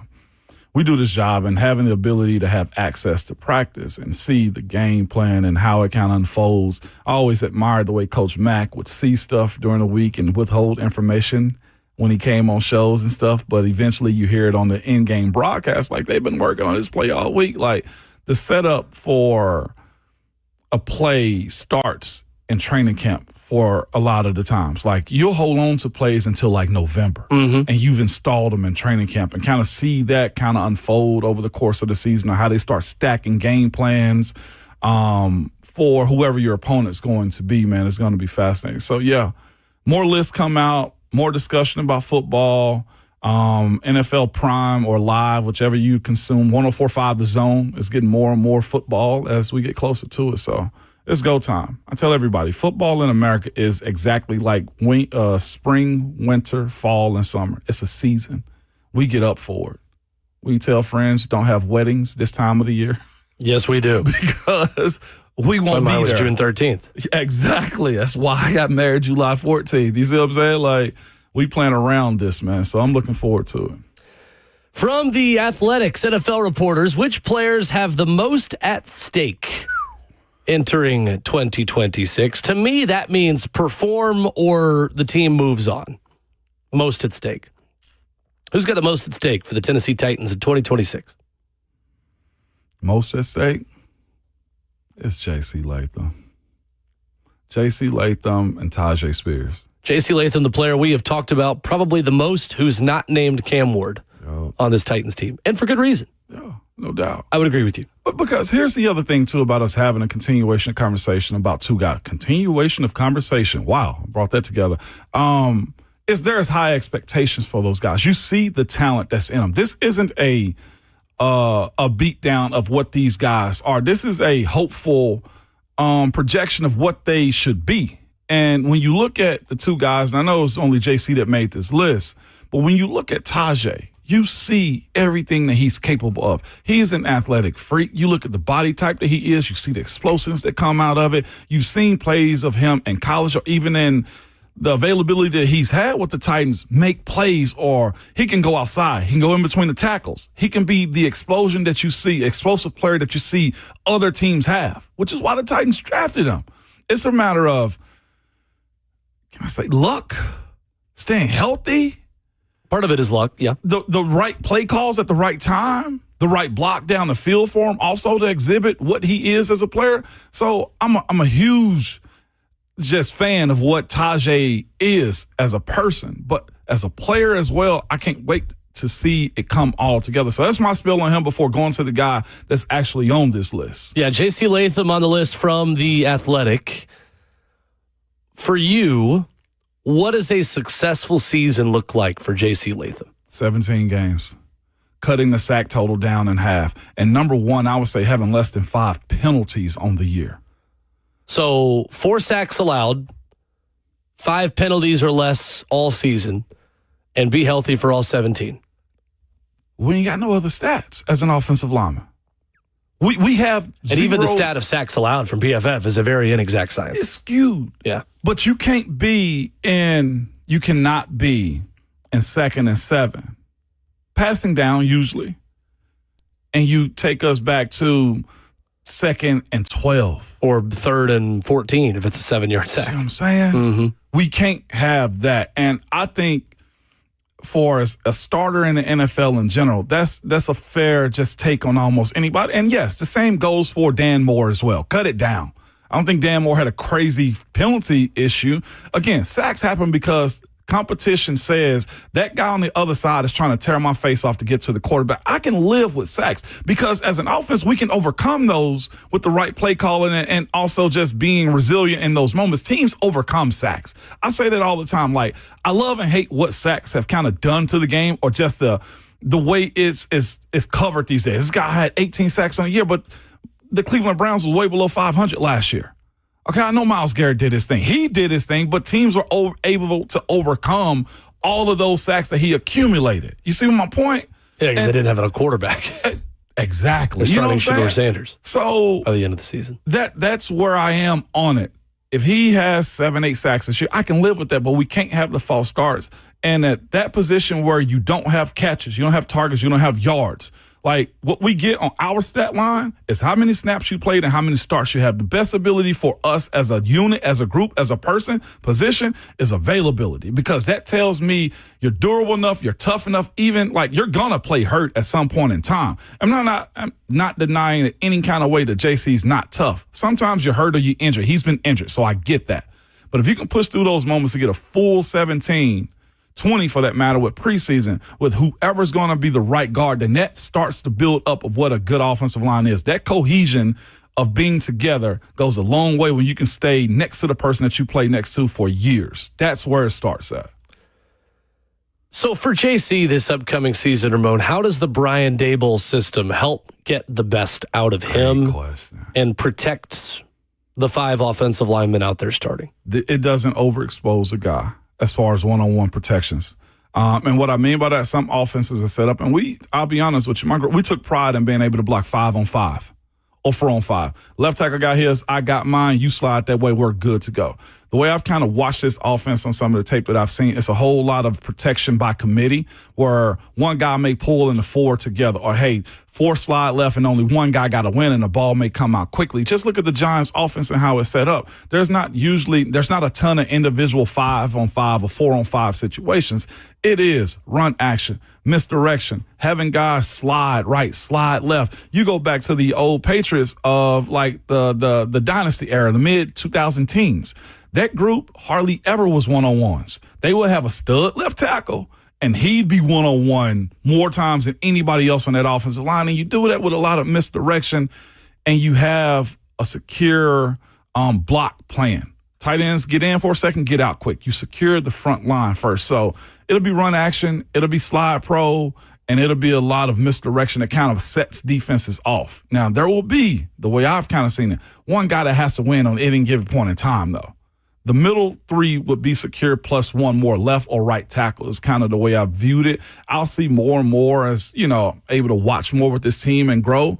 But the point of that is also secure the quarterback to where he can do his thing. But eventually you want to get to a point to where you can go empty in those moments and win 5 on 4 or 4 to, however you want to look at it, 5-on-5, depending on what the defense gives you. It feels to me like they kicked offensive line changes down the road one year. they kicked the can down the road in terms of major adjustments to the offensive line. They're already making 2 changes. They're changing 40% of their offensive line this upcoming season by signing Austin Schlottman to replace Lloyd Cushenberry and bringing in a new right guard, whether that's Cordell Volson, who's going to start right away, or one of your rookies or second-year players who are going to start at right guard. Mm-hmm. But this season dictates exactly how many explosives you need to blow up the offensive line next season.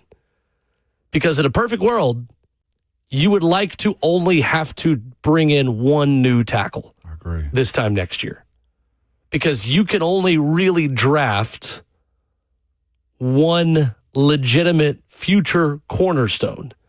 Unless you somehow had 2 first-round picks or you used your first 2 picks on tackles, which seems a bit unrealistic. Mm-hmm. You are most likely going to be able to replace 1 of your tackles next season. Someone's either going to have to be a bargain find somewhere else if you want to replace both, or someone's going to have to be an early draft pick that you throw in. And you just did that by signing Dan Moore, and that's the level of replacement tackle that's floating out there. Mm-hmm. If a left tackle is available, odds are they're not really close to all-pro level and legitimate cornerstone tackle level play, and that's fine. Nobody is asking Dan Moore to be long-term Andrew Thomas and long-term cornerstone left tackle. Right.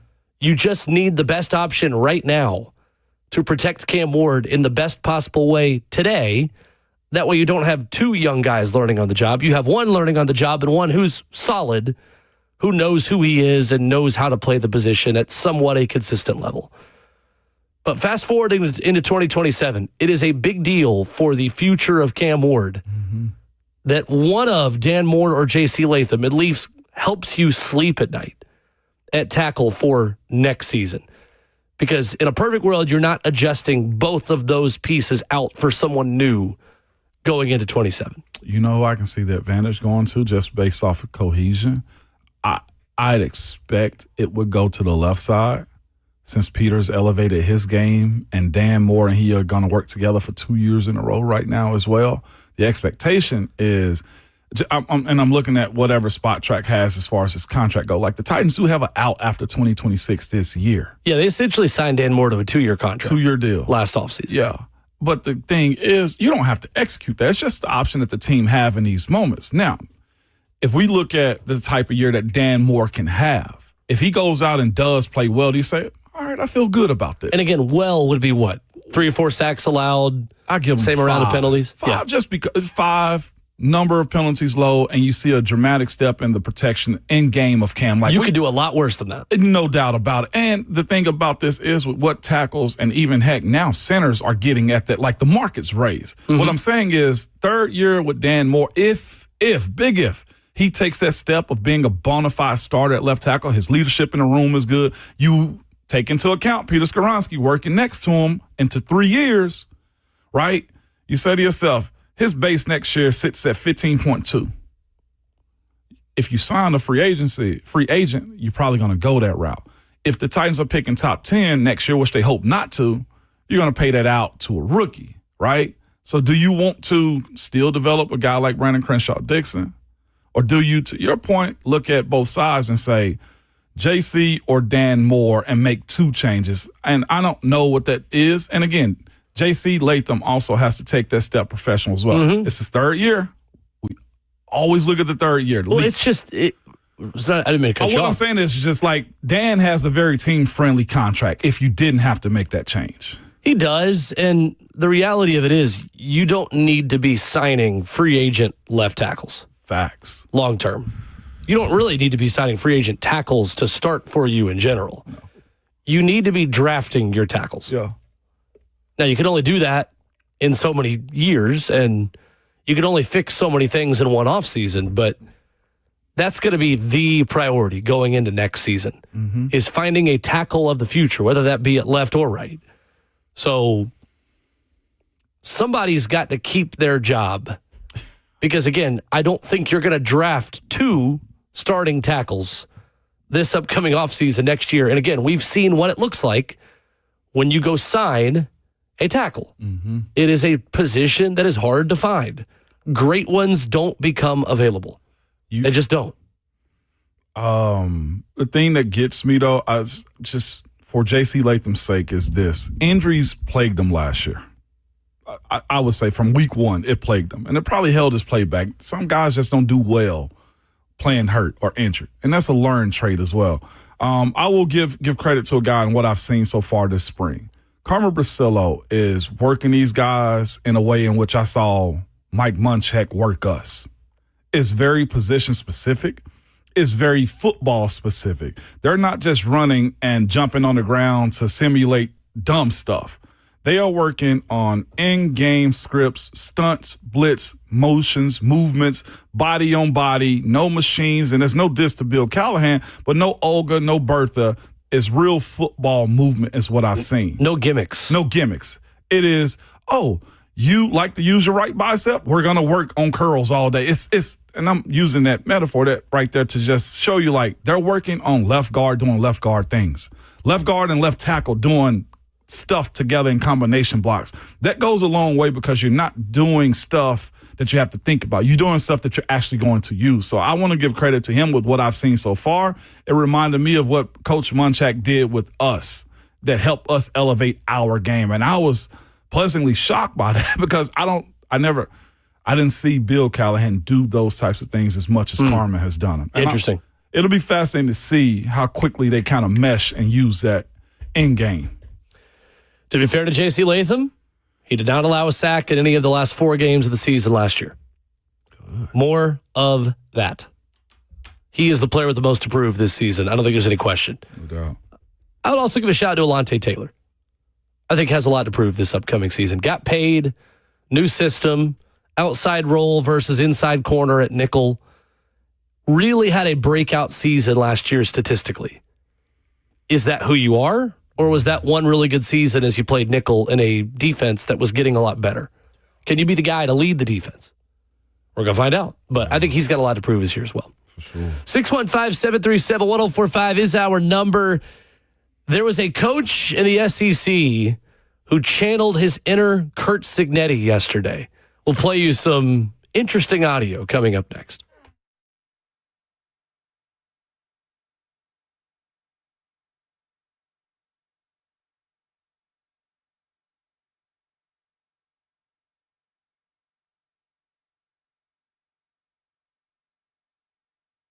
Are you ready to sell your home? Are you not ready to sell your home because you are nervous about taking the leap of faith into this crazy real estate market? Hey, what's going on? It's Will Bowling. Let me give you a guarantee. Bernie Gallerani and Bernie Gallerani Real Estate guaranteed to sell your home in 30 days or less, or he'll buy it. Yeah, there's no risk to you. He'll let you out of the contract at any time. He is the real estate agent with the 30-day guarantee to sell your home. Bernie Gallerani and his team, they obsess over the details, the little things, the thing that keep you up at night when it comes to selling your home and getting top dollar and that best value for your home. They're going to make things so easy for you. You can call Bernie Gallerani directly on his cell phone at 615-428-2644. Head over to his website. Check out all the different things him and his team can do for you. Bernie is the only real estate agent in Nashville recommended by Barbara Corcoran of Shark Tank. Let his team take care of you and take that leap of faith into the real estate market by calling him at 615-428-2644 or online at BernieGallerani.com.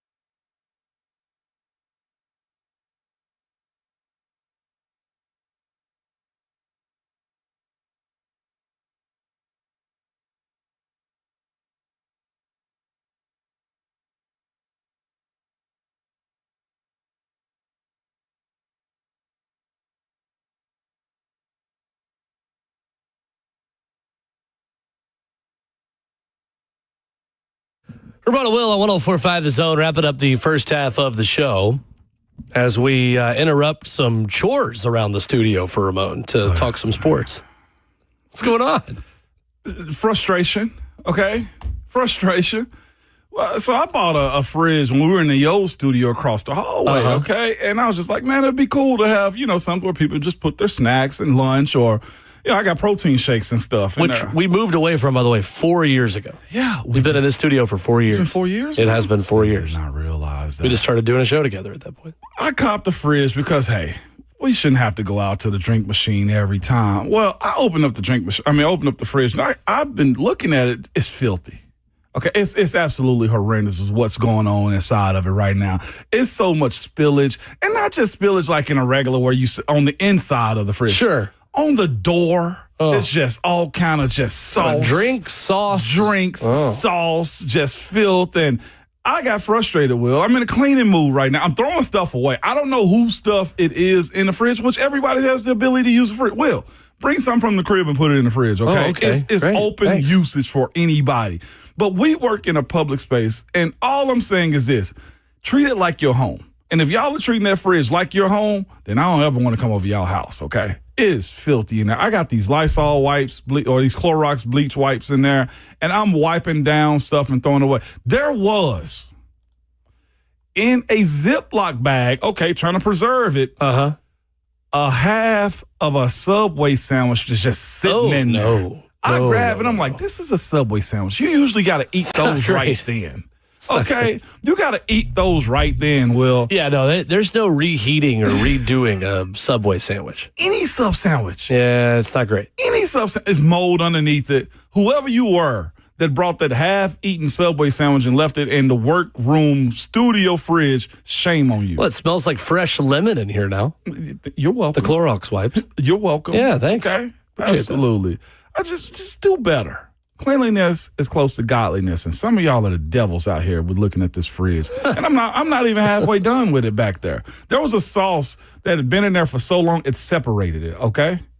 It was a separation of ingredients. That's how long it was in there. Don't like that. Not good at all, Will. Okay, well. Not good at all. Like I said, we are interrupting Ramon's cleaning and chores in order to talk some more sport. I'm frustrated now is what I am. You are frustrated. We have to do a whole lot better in this studio. Well, it's too nice. Let's see if this makes you even more frustrated. What the kids would call an aura gamble. Oh, a gamble?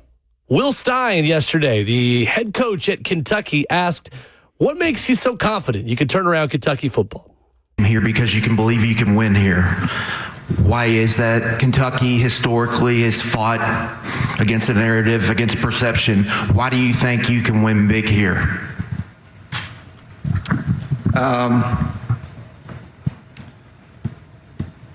This is going to sound like really, I think because of me, to be honest. Hell yeah, coach. I think because of me. I think I know what it takes. I've seen it at the highest levels. I know what it takes to recruit at this level. And you just got to believe, man. You just got to put the ball down and play. There's not really else to be said. Is it going to happen overnight? I don't know. I'm here because you can believe you can win here. Oh, okay. There you go. That's Will Stein yesterday, head coach of Kentucky. Why do you believe you can win? Because of me. Listen, if you're making fun of this, take off whatever colored glasses you have on. Okay. Every coach in the country has this level of confidence in them. And if they don't, they probably won't be a head coach for very long. It's true. What do you want him to say? If you are critical of Will Stein, 615-737-1045, I would love for you to tell me what you would rather him say. That should be the rule on if you think this is a bad comment. Of course he's confident in himself. Very much so. Wouldn't have taken the job if he wasn't. A strong take, though.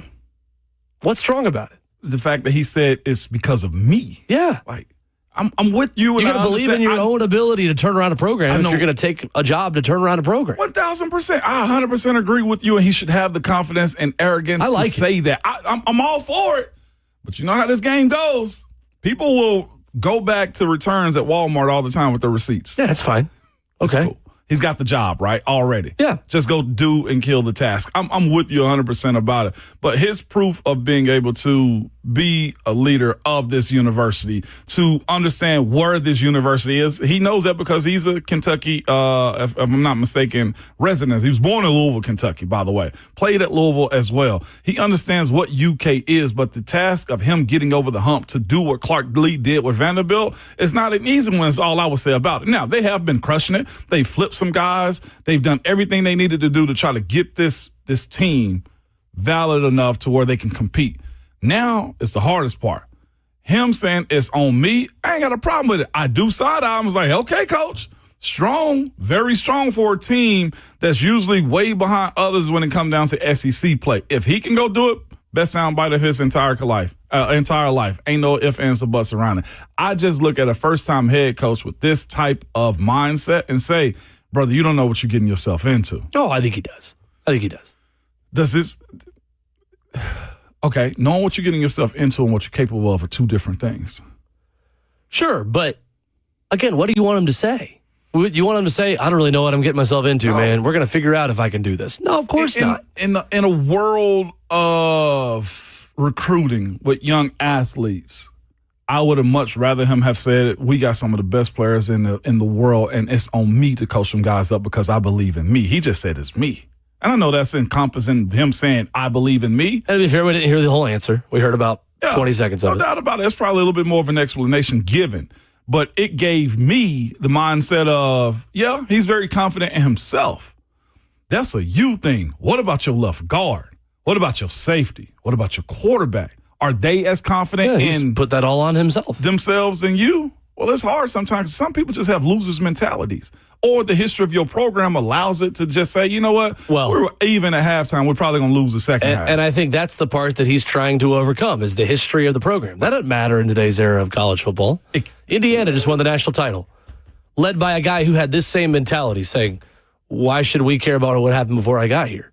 Google me. Now, yes, that guy had years of experience as a head coach, but that didn't matter to us when he was talking like this. It did still. It did. We looked at Kurt Signetti. He's like, shut up. Yeah, I know. That's what I'm saying. Like, his head coaching experience didn't matter to us. What mattered was he came in with confidence and stood 10 toes down and made Indiana into a team that people cared enough to invest in.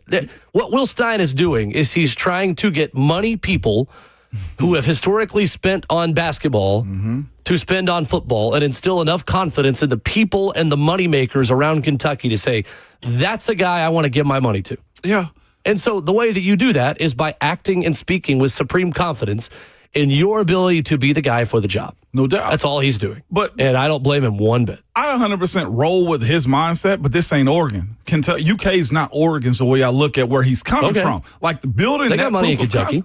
No doubt about it. Great horse money, great bourbon money up there, okay? And just other businesses we don't know about as well. My point is this is when he's speaking about he trusts him.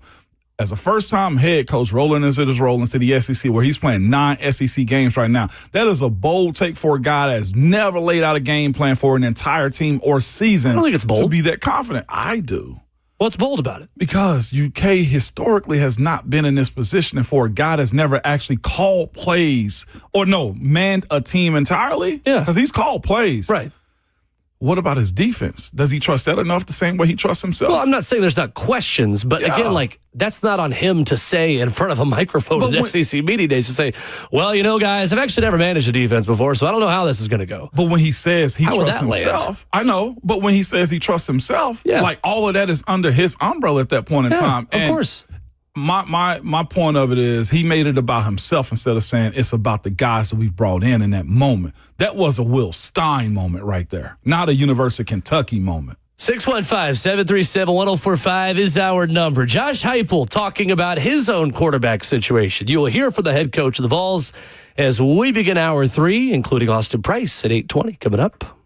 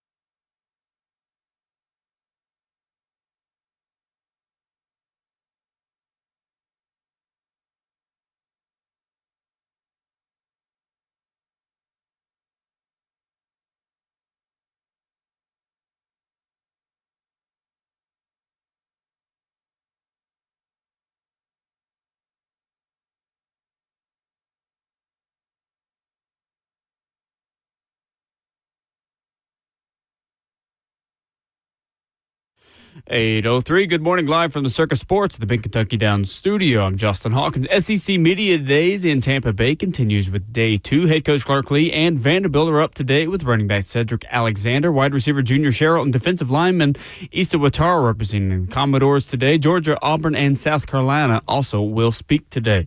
NFL news yesterday, the Packers and defensive tackle Devontae Wyatt agreed to terms on a 3-year, $57 million contract extension with a $20 million signing bonus. Wyatt has 16 sacks over 4 years in the NFL since being a first-round draft pick in 2022 out of Georgia. Also, the Seahawks veterans reported to training camp yesterday, and the players taking their physicals, safety Nick Imamori, running back Kenny McIntosh, and cornerback Tyrone Broden were all placed on the physically unable to perform list. For all your foundation repair and waterproofing needs, you got to go to USSTN.com. Breaking news at once on your home for the Titans and Vols. This is 104.5 The Zone.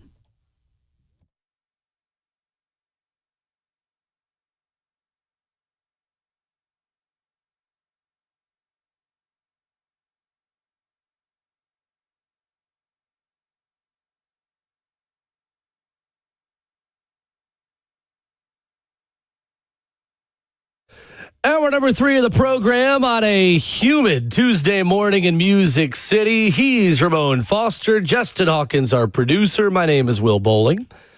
Coming up in 15 minutes, VolQuest's Austin Price joins us, a man who has been very consistent on where Tennessee has stood with Baylor School running back David Gabriel Georges, who is set to announce his decision tomorrow, choosing between Ohio State and Tennessee. Pete Nakos yesterday with a 70% confidence level prediction at on3.com in favor of the Vols. For Ramon, one of the most talented players that this state has ever seen. Austin brings us the very latest on DGG Eve coming up in 15 minutes. The doubters, the rivals, at the moment, they appear to be wrong. The Vols are in it to win it, man. Shout out to the staff, man, for getting this close to the finish line. With Pete Nakos, I won't call him Nico's dad, call him when Pete Nakos give a a prediction the way he did the other day, usually hits this late in the game anyway. I'm not sure if Ohio State's going to try to come with something late. If it's not them, what is the deal? What does the package? What does the promise look like for a guy like DGG who's worth all that they say he is at this point in time as well? But it probably doesn't do well for the school that's in the running for him when DGG, David Gabriel Georges, quote tweets a fan's criticism of him. An Ohio State fan, to be specific. Ohio State fan potentially criticizing him off of his decision to pick the opposite school, and that's the UT, the Vols. All he did was quote tweeted it and put a period right there so everybody can see it. Like, we are emotional about our sports. We just are. I get it. But the way some of these people use social media as a tool to just hate on anything. It's incredible to me. That's the word. It's incredible. Having a full-blown temper tantrum because an 18-year-old chose a different school than the one that you root for is an insane way to live life. Yeah. Insane way to live life. I promise you, when you tweet hateful things at someone, they see them, I think, more often than the average person thinks. Or the good stuff. Like, we'll scathe over the good stuff and be like, oh, whatever, cool, thank you. But whatever just go to David Gabriel George's Twitter page, and he just quote tweeted and just put a period at the end. I mean. And that tweet is now deleted from the guy originally. Yeah, he can't stand the heat?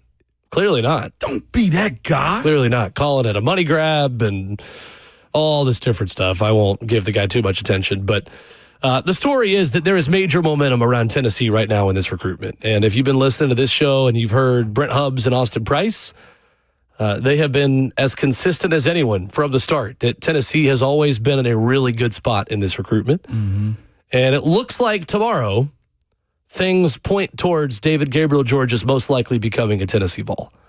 That is a really big deal for Tennessee football. It is. Really big deal for Tennessee football. So we'll get the latest from Austin coming up here at 8:20. Yesterday, we got Josh Heupel talking about starting quarterbacks and how many of them have been first-year starters in his system. 7 of the last 9 years and 5 years in a row. That was the party line yesterday from Josh Heupel, who had this to say. I know much is going to be made about our quarterback situation as we come in, starting our 5th different quarterback in 5 years.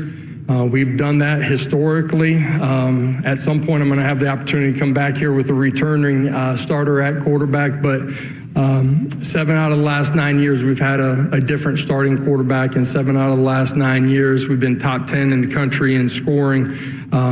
We're going to have a guy that's ready to go compete and play at a championship level. Whenever you start a young quarterback, I think it's important that the other guys around him play at an extremely high level. And we have a lot of guys that are coming back on the offensive line and the skill positions that will put those guys in a great position to go do their jobs. Josh Heupel yesterday. Pretty much every answer about quarterbacks came back to, hey, we're used to this. Mm-hmm. We consistently have had first-year starters that don't return year over year in this program, and we've been pretty good at scoring points. You see the difference right there, as I'll be petty for a little bit. Josh Heupel has proof of concept that, hey, new starter at quarterback, I got you. Will Stein at head coach at UK, never been discussed before. I've been a little tongue-in-cheek with that. You are going a little too far in the petty train for me on your Kentucky hate. One of us. It's go time, Will. What you expect me to do? Is football season right around? We got rookies reporting. Bro, get with me or this this train is going to keep rolling, Will. Get with me. I know it is. Or it's going to keep going. Listen, long as we not out here just being slanderous for no particular reason, cool. But what I'm getting at is this. Josh Heupel's been here. My glasses aren't even orange tinted this morning. It's just the fact that he has a history of getting quarterbacks ready for these moments right here, as opposed to a guy who's never been a head coach at a big-time program saying, I believe in me. How would that play in recruits' homes, Ramon, if Will Stein stood up there yesterday and said, I've never really been a head coach before, so I don't really know what I don't know. This might not really go that well. I've never done this job before. So honestly, I believe in myself, but I don't know. I've never been a head coach before, so we'll see if I really know how to do this job. How would that play to 4-star recruits all around the state of Kentucky? Not good at all. All right, so then that's why he's not going to say that. Not good. We can say it. Why would Will Stein ever say that in front of a microphone? Are you also telling me that Will Stein feels better about himself than he does the University of Kentucky as a whole? Because he could have represented the university in that. So historically, what is there to represent? UK. That's not your best recruiting now pitch. You're getting to where I'm headed to. Well, but that's common sense, right? Kurt Cignetti's best recruiting pitch at Indiana is not, look at all we've won over the years, because they hadn't won crap. Okay. His best case was, hey, I know how to do this, and I believe in my own ability to rebuild Indiana football.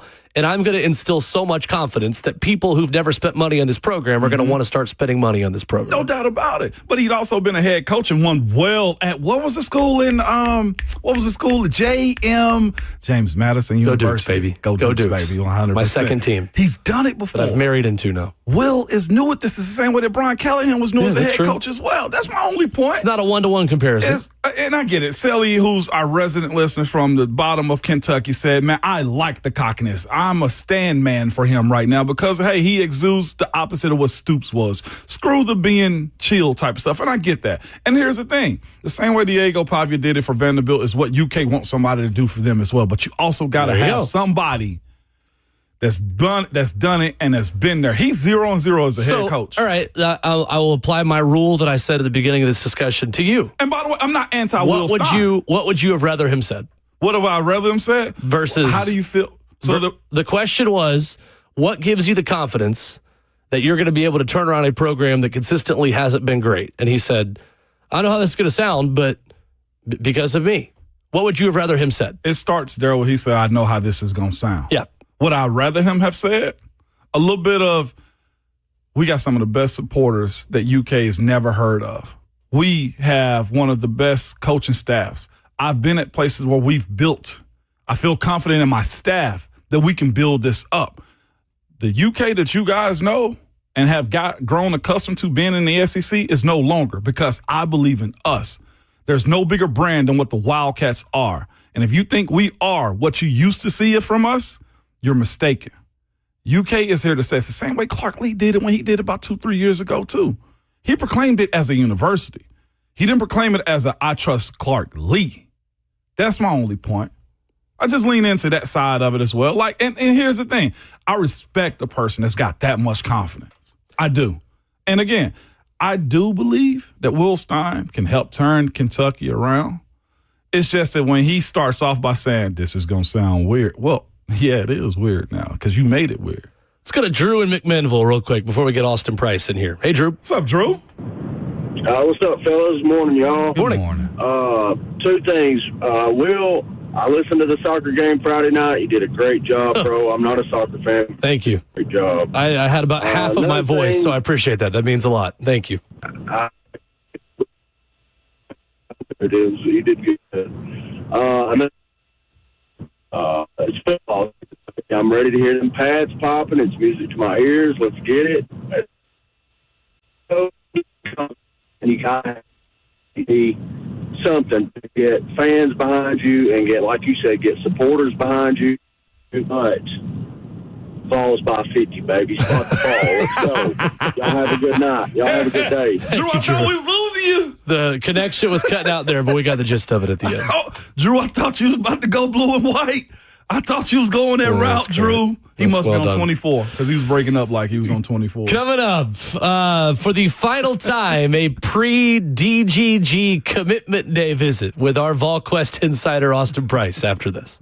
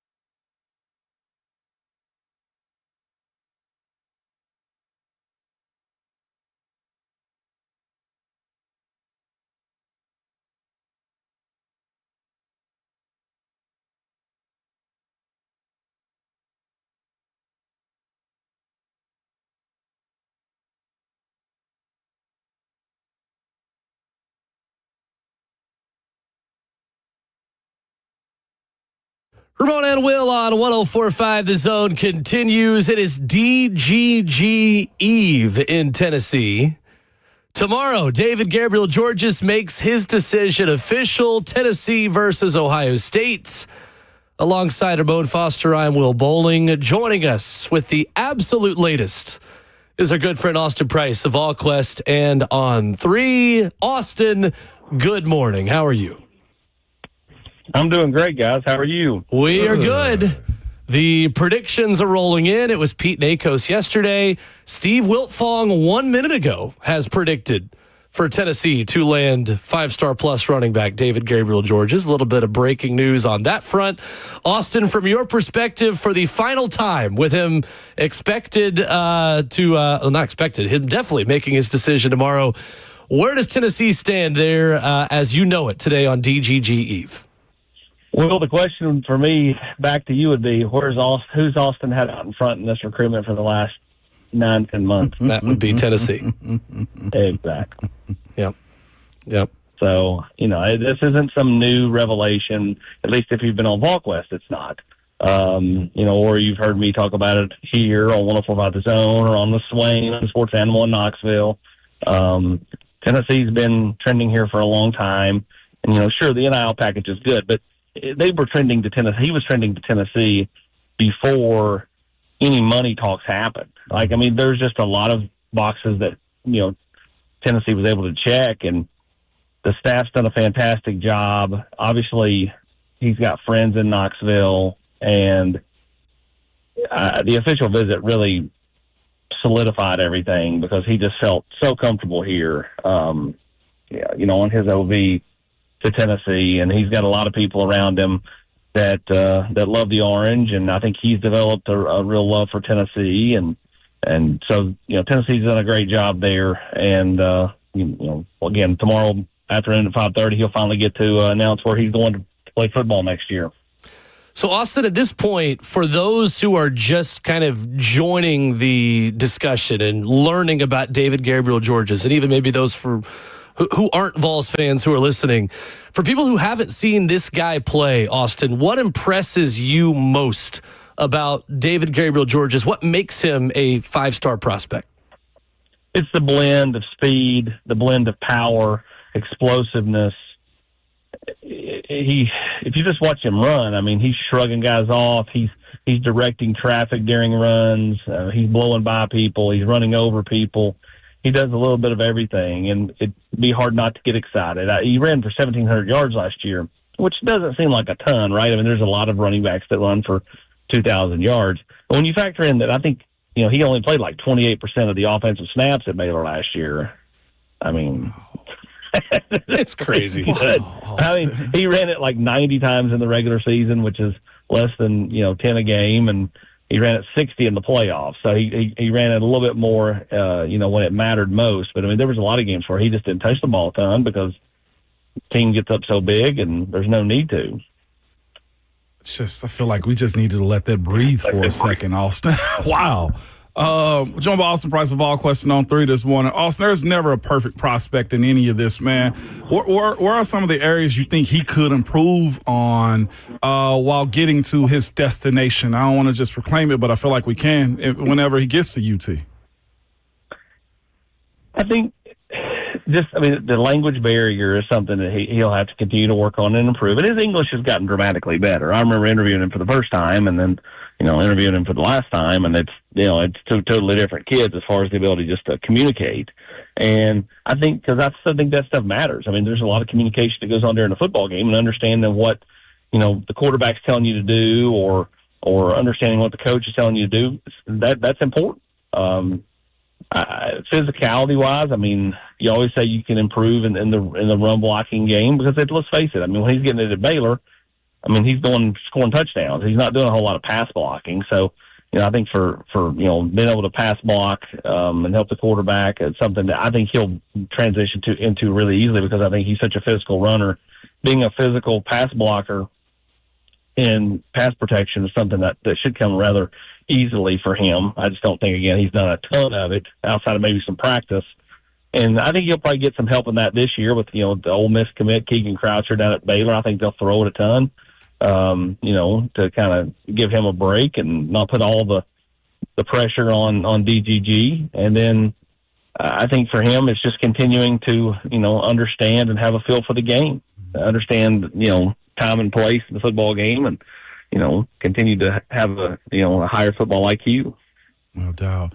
Also, I feel like Coach Heupel and his staff have been adamant in this transfer portal, NIL era of recruiting that they want to build relationships. And you kind of see that in how guys speak about it to you guys and just their interaction of why they choose Tennessee. But who had taken the lead on building a relationship with him on staff at Tennessee staff, and how has that relationship kind of evolved over the years?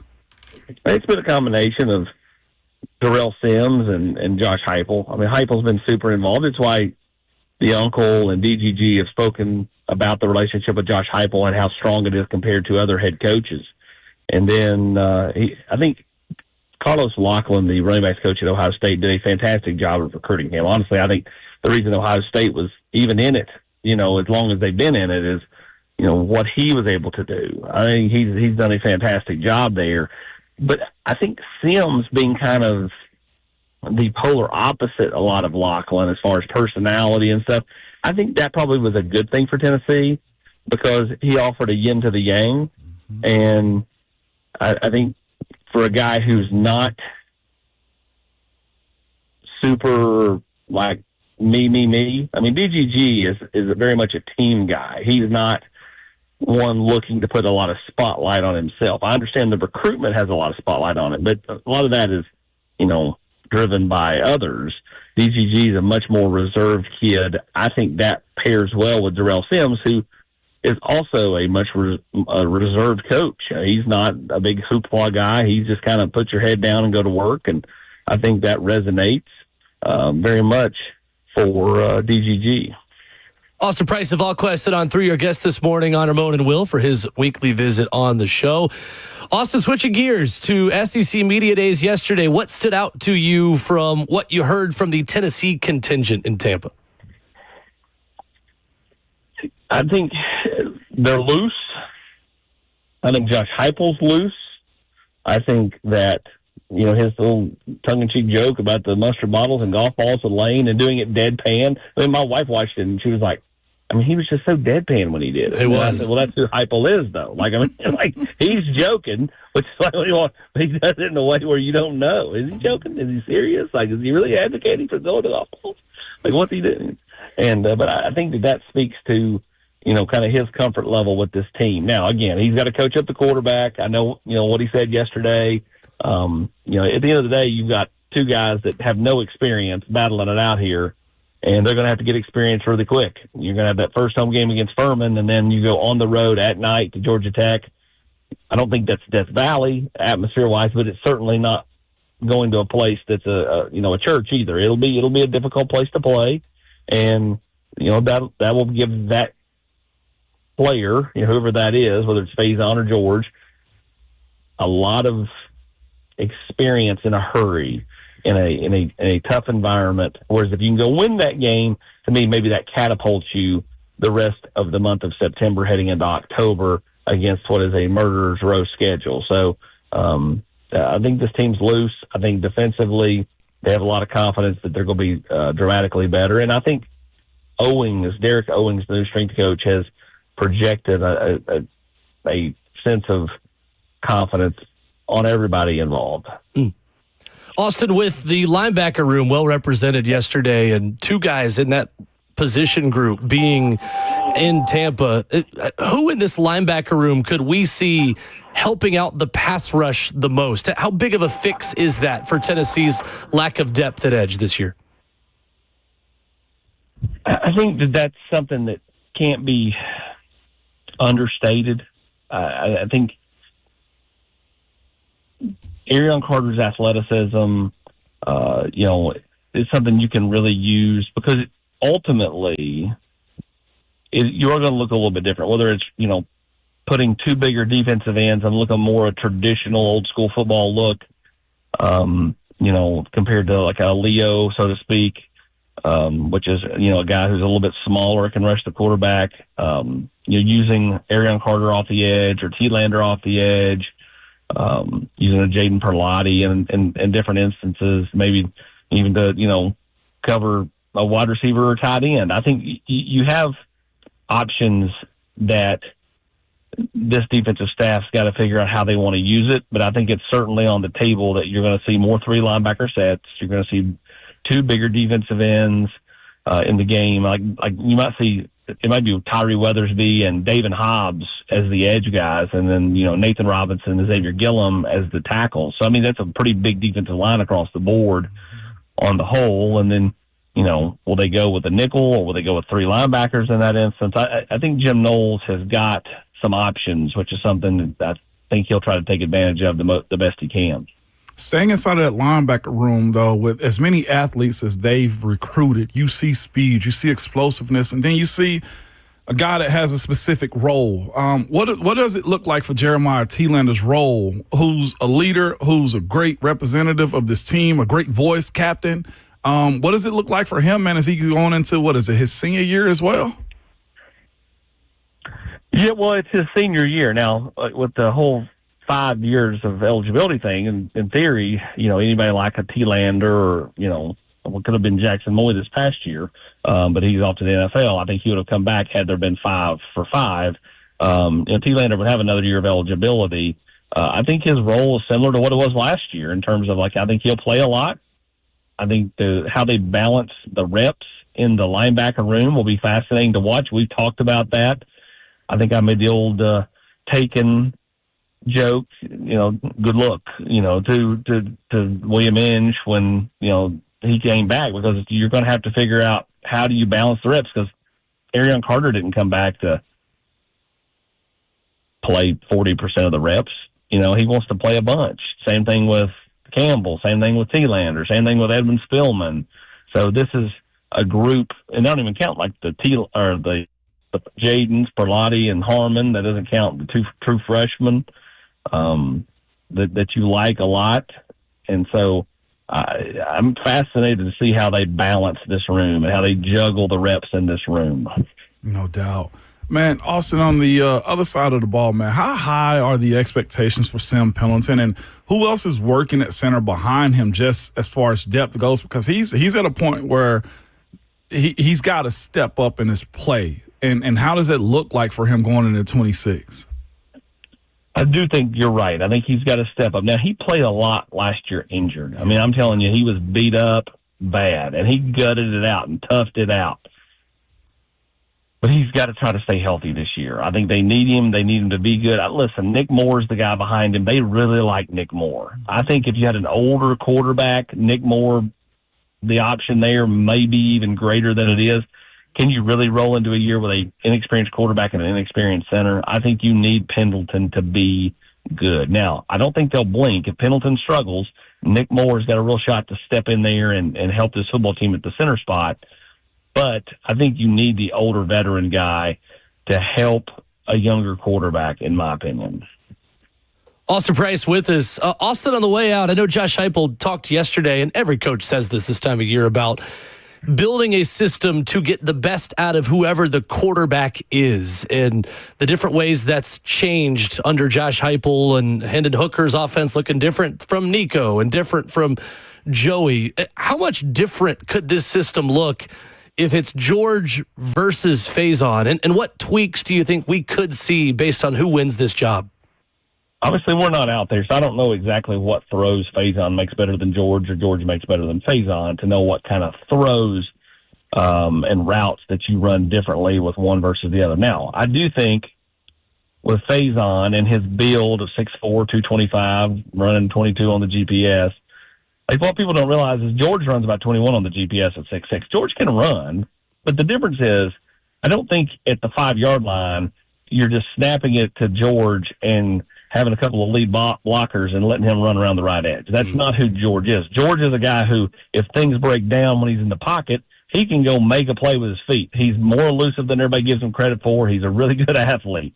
Now, with Faison, I do think you probably could lean into his size a little bit, the added weight, the extra weight, and do some of those things. So I think that's potentially where it would be different. As far as throwing the football, I don't know. We're not out there to know sure I watch them in routes on air. Every one of them makes good throws in routes on air most of the time, or you see a nice arm. So as far as in the game, who makes what throws better that was going to tailor the offense, I don't know that. But as far as the running part of it, I do think that's where you potentially could see Faison get a different, look or two than maybe George would, just because of his size.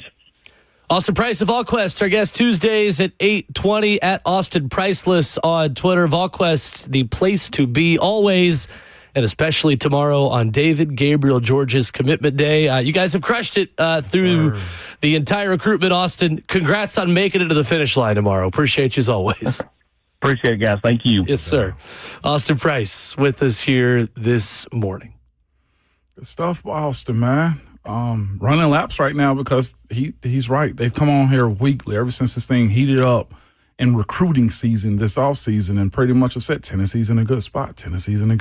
And one thing about Austin, he's going to give it to you. Him and Hubs both, they're close to a lot of things because they do old school journalism as far as phone calls, face-to-face, all of that stuff. They're the authority for a reason, and we're grateful to be partnered with them here on this show. There's no doubt about it. No doubt. They crush it. So it sounds like good news for Tennessee on David Gabriel George's. From your perspective, again, I try to contextualize recruiting wins because at the end of the day, for a lot of fans out there, they're not in the weeds, and you should be on the message boards because I think there's a lot of nuggets and a lot of value there. But for the fan that hasn't been locked in on this recruitment from day one, Ramon, how do you contextualize just how big of a win this is if and when Tennessee does get it over the line and secure the commitment of David Gabriel George's? I mean, potentially it raises the floor for people that want to come play. We already got TK Keys. You got 2 5-star quarterbacks inside of the building. You got a 5-star tackle. Defensively, you hope to build that as well. If they went out and crushed, I thought this was a pro defensive recruiting class that they brought in. They raised the floor on those guys that they brought in as well. But I'll correlate it a couple of ways, and there's other guys that make these types of commitments, especially in their home state. But this is Vince Young to Texas. And I know it's a different importance because he's a quarterback. It's Reggie Bush to USC. You know what I'm saying? Ezekiel Elliott to Ohio State. It aligns up with where the program is showing its concentration. We speak about from going good to great. You get these types of players, and I know Kurt Signetti broke the mold with how he won a national championship last year. But if you are a serious contender, you stack these types of guys year after year, and DGG is just another one of those guys that shows, one, Vols are in it to win it. If they get more like him and close out these classes and these recruiting battles against, a very recent national champion in Ohio State that you've battled with, kind of embarrass you. Like, those are the players that they had in 2022 that the Vols need to show that they're a part of. Like, think about who they had. They got Carnell Tate, who was a 3rd or 4th option at times offensively that turned into a 4th overall pick for the Titans.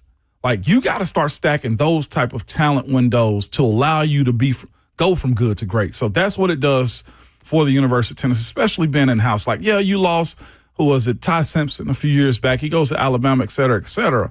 Well, you close out this one. And the Vols weren't in the boat, or I don't think wanted to have the conversation about a Jared Curtis because they went to North Carolina to grab that guy. Jared Curtis is here. Faison Brandon was their guy from the beginning. Beginning. But that's the thing, though, too. You lock in, you get a target, and you close out that target. Yeah, they've lost a few.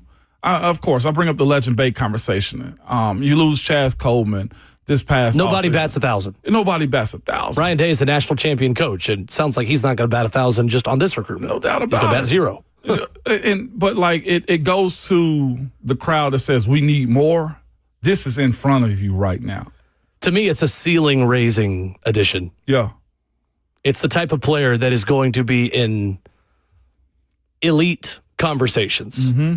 Should he hit the high end of his evaluation and stay healthy. Yeah. He is a game-changing type player. That's why we've talked so much with Austin about him. That's why we've talked so much amongst ourselves about him. Yeah. Interesting what he said about center, how much they like Nick Moore. I think that's an underrated storyline about this team. The way that Sam Pendleton played with injury last season and kind of hit a wall halfway through last year, probably around the same time he got hurt around that Mississippi State game and wasn't great in the interior of the Tennessee offensive line. That's an interesting storyline to follow. Yeah, it is, and I like Nick. Nick Moore. Tennessee in as well. 4-star that came out at the Jeffco. time. Yes, sir. Left-handed center, too. What was crazy about this, though, is where this offense can go. Sam Pendleton, the starting center last year, also could snap and pull, too. But hearing Austin say, like, this could lead to some option runs that allow your centers to get out front if Nick Moore is there, if Sam Pendleton doesn't do his job. You know why I like it more than either one of those? You have a position that you're not allowed to get comfortable at. Point blank, period. Competition. Good teams have depth and competition. And I believe in the Nick Saban side of it as well. If you're my starter, you're started for right now. It's just your turn. Don't mess up. Sure. Don't mess up because I got a guy behind you. Nick Moore, who was coached at Jefferson County High School by a national champion Tennessee offensive lineman, Spencer Riley. Riley, come on, who man. is coaching in his alma mater. Has been there since 2016. Good stuff. But that was good, too, in which they ended up closing out that Nick Moore recruiting late as well. I think it was Clemson that was trying to get him very strong in the beginning, and Naval said, no, we got a fence around the state. Y'all didn't check in. So, Clemson. I think it was Clemson at the time that he was lightly. I think you're right. Yeah, committed to at the time, and they ended up flipping. I've met Nick, good size on him. I think he was a little worried about being a left-handed center or just getting his snaps down as well. It's always the case for young centers, getting that snap and movement down. And it seems to me, according to Austin, he's trending in the right way.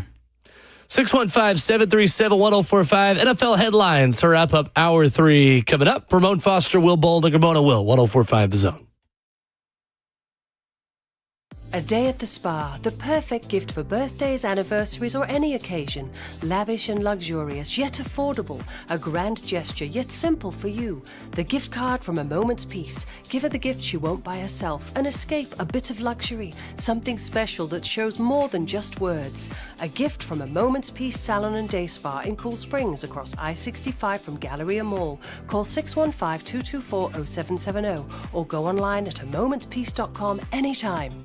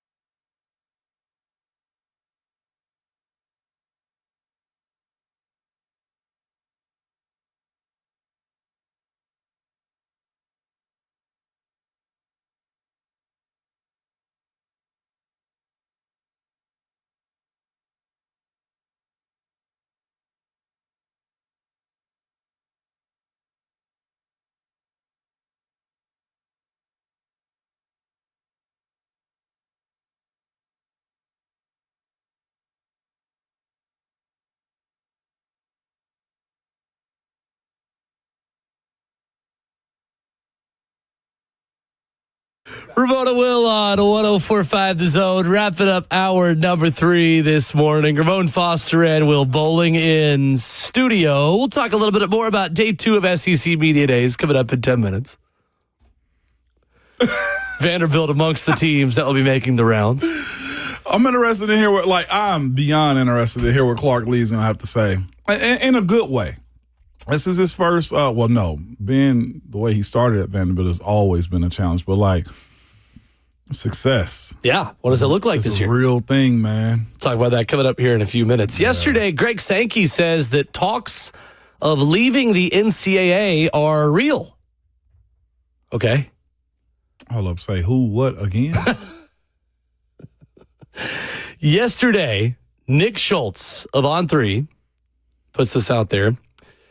Greg Sankey was asked if breaking away from the NCAA is real.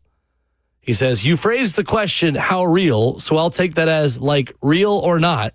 So they're real. People have talked about that. They've opined about the frustrations that bring them to the point of saying we should look at something significantly different. Greg Sankey says he is not trying to secure an edge for the SEC in ongoing discussions. He says, I do not believe that is a leverage point. I think that's just honest communication. Mm-hmm. I would prefer that stay in a meeting room or on a video conference and not be a part of the D1 ticker the next morning, but I don't control all of that. Mm.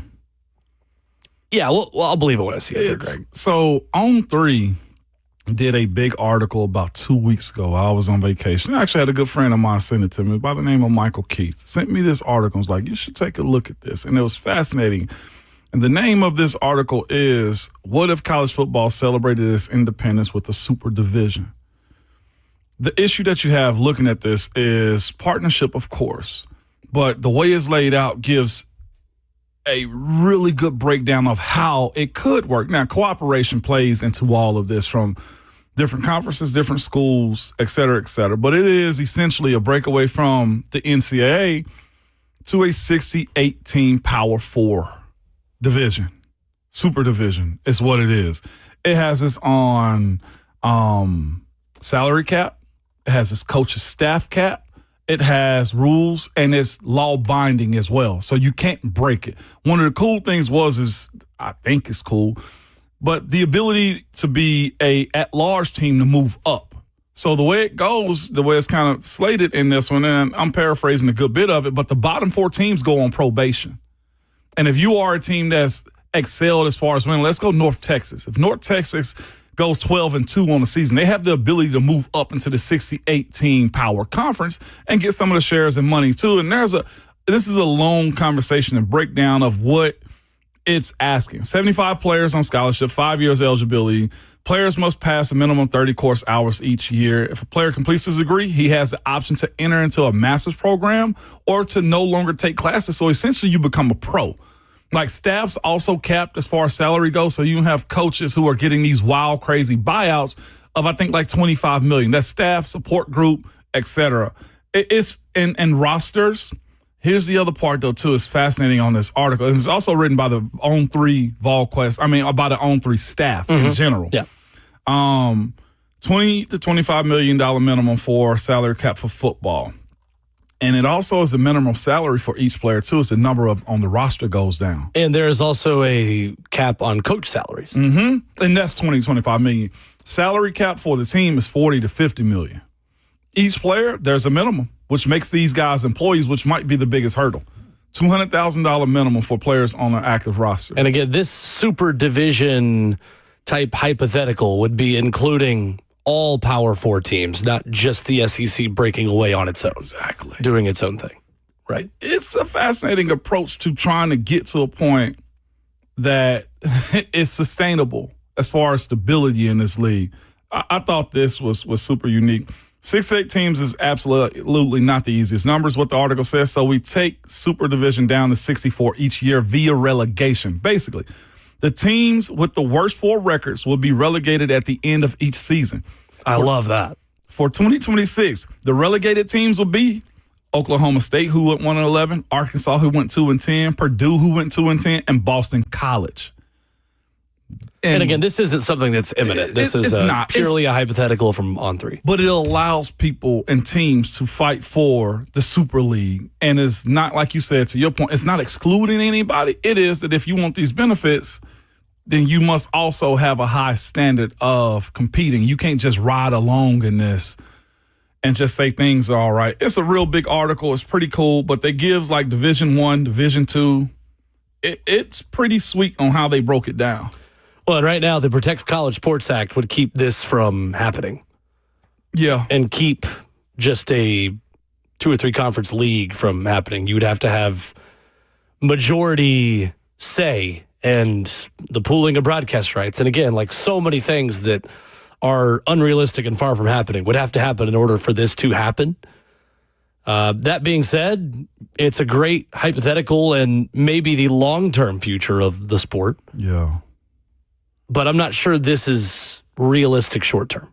Same. I'm with you. Somebody asked the question. If the SEC had won the pass-through championships, would this be a discussion? Yeah. Oh, 100%.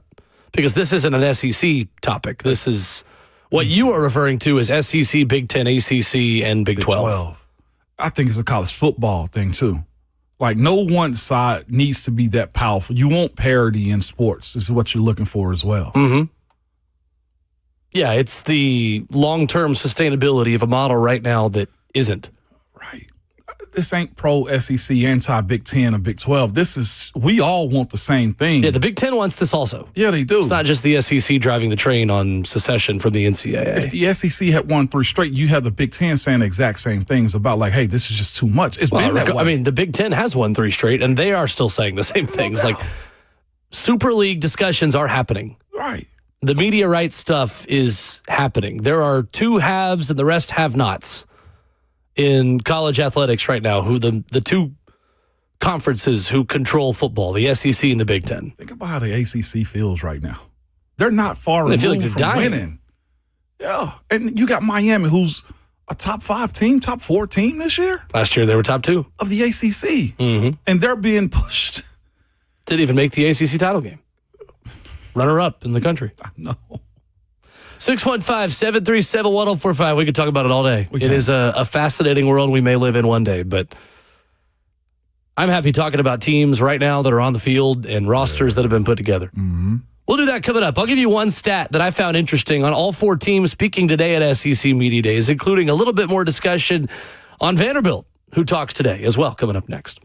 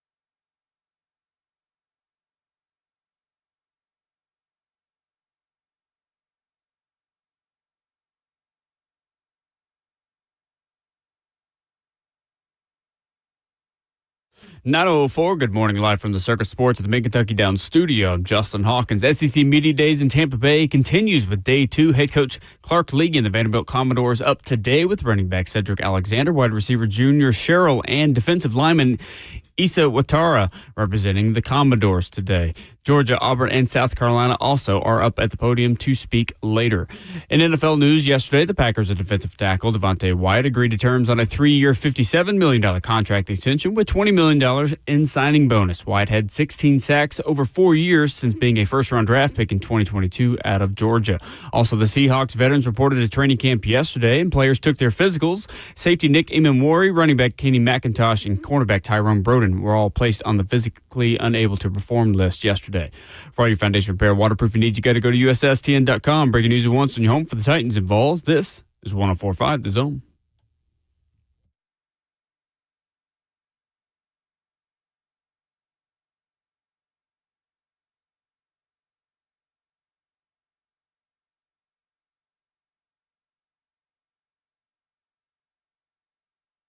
Away we go into the fourth and final hour on your Tuesday morning edition of Ramon and Will. Hope you're having a great start to your morning. Appreciate you for stopping by here with us. Ramon Foster, Will Bowling, Justin Hawkins, our producer. You awake back there, Justin? I got to check on you with how sleep deprived I know you are with baby T-Hawk at home. Yeah, I think it's finally catching up. Uh-oh. It's bad. It's pretty bad. It's never last really night Monday. bad or just the accumulation of multiple nights? He bragged last week, though, too. Yeah, I should never have done that. He listened to the show. He said, I heard what you said, and you know what? I'm about to make your life hell. Yeah, last night was not great. What's this been, if you don't mind me asking? Do what now? I said, what has been the problem as of late with baby T-Hawk? Just being a baby. You have to ask him. Yeah. Just he's backed up, got some gas, got just not happy. He's kind of attached to mom still. Apparently, like in the first month and a half, they're still kind of feeling like they're a part of the mom. You know, they want that physical touch. So you put him down, he wants back up. You put him down, he wants back up. Like this morning, I woke up when I left the house, he was laying on her chest as they were both asleep. So like they're kind of going through that right now. Trying to figure out how to get them separate, but also he doesn't really know how to. And then last night we had a big old blowout. But it wasn't. It was in the middle of a diaper change too, and it went everywhere. Liquid or solid? Well, it's all he drinks is milk, so it's definitely liquid. Yeah. So that was at 2 a.m. this morning. So that was fun. Had to clean that up. I go back in the bedroom. I said, "Will you take him? I got a mess to clean up." What's crazy, though, too, like there's no real way to break away your baby from attachment other than suffering yourself. You saying he's sleeping on her chest and laying with her and stuff like that just feeds the beast. And naturally, as a parent, first-time parent especially, second children, Will, or you last kids, parents don't care about us by that time. That's true. Like, you'll cry, you'll be all right, but for a first-time parent, you appease the baby so much, and you'll get to a point, or mom will, like, I don't think he's at that point now, so continue to love on him and have that attachment. But you'll get to that point and be like, T-Hawk, It'll be all right. this on you. Well, I'll blame the doctor, the pediatrician, for a second on that instance, because at our 1 week... blame somebody that can't defend themselves. Hell yeah, Hawk. Who is it? Tell us. Our 1 week checkup, she was like, now just remember, he is a newborn for the first month and a half. He doesn't know anything. So what he wants, you just give it to him. It's true. For peace. Yeah. Now you got to decide, Hawk, are you going to fight? So next Monday is the month. So we'll see what happens after that one. There's no real game plan for it. That's the thing about it. Some babies naturally detach, and some you have to force into it. Y'all aren't wrong. It's just y'all are new. Like I said, the most comical part to me about raising a child, being a parent was, if I'm older, then I'll understand this better. It'll be better. We were young parents, 23 years old. I couldn't imagine being in my 30s. I got a friend of mine who's about to have one in his 40s, and all I can do is just like, why? Why? But good luck, Hawk, man. I'm praying for you. Every day is a new day. What's crazy is he never really does a show in the dark. His studio or his producer. Do you not? I needed darkness today. It's always I like so. I have to turn my lights on so I can wake up. I've got the glare of the window that blocks me from really seeing in there. No, very today well. I needed some darkness. Boy, on the struggle bus, okay? He can't even put letters together. He on the SCR it is very dark in there. struggle bus this morning. Goodness. That's parenthood, but I would tell anybody, man, like your life ain't your life no more when you bring one of them into the world. So good luck. This is usually how I have my studio in here, but today I needed darkness. Goodness sakes. You want to come over my house for a All bit? I might need to. Today, We can 4 maybe grill out or teams making the rounds on day 2 of SEC Media Days. I got a stat that interested me on all of them. You ready for this? Yeah. Let's start with Georgia. Kirby Smart's talking right now. Did, I believe, the big podium at 8:45. Georgia trailed in 7 of its 8 SEC games last year and went 7-1 in SEC play. Yeah, they know how to finish. They got it in their DNA.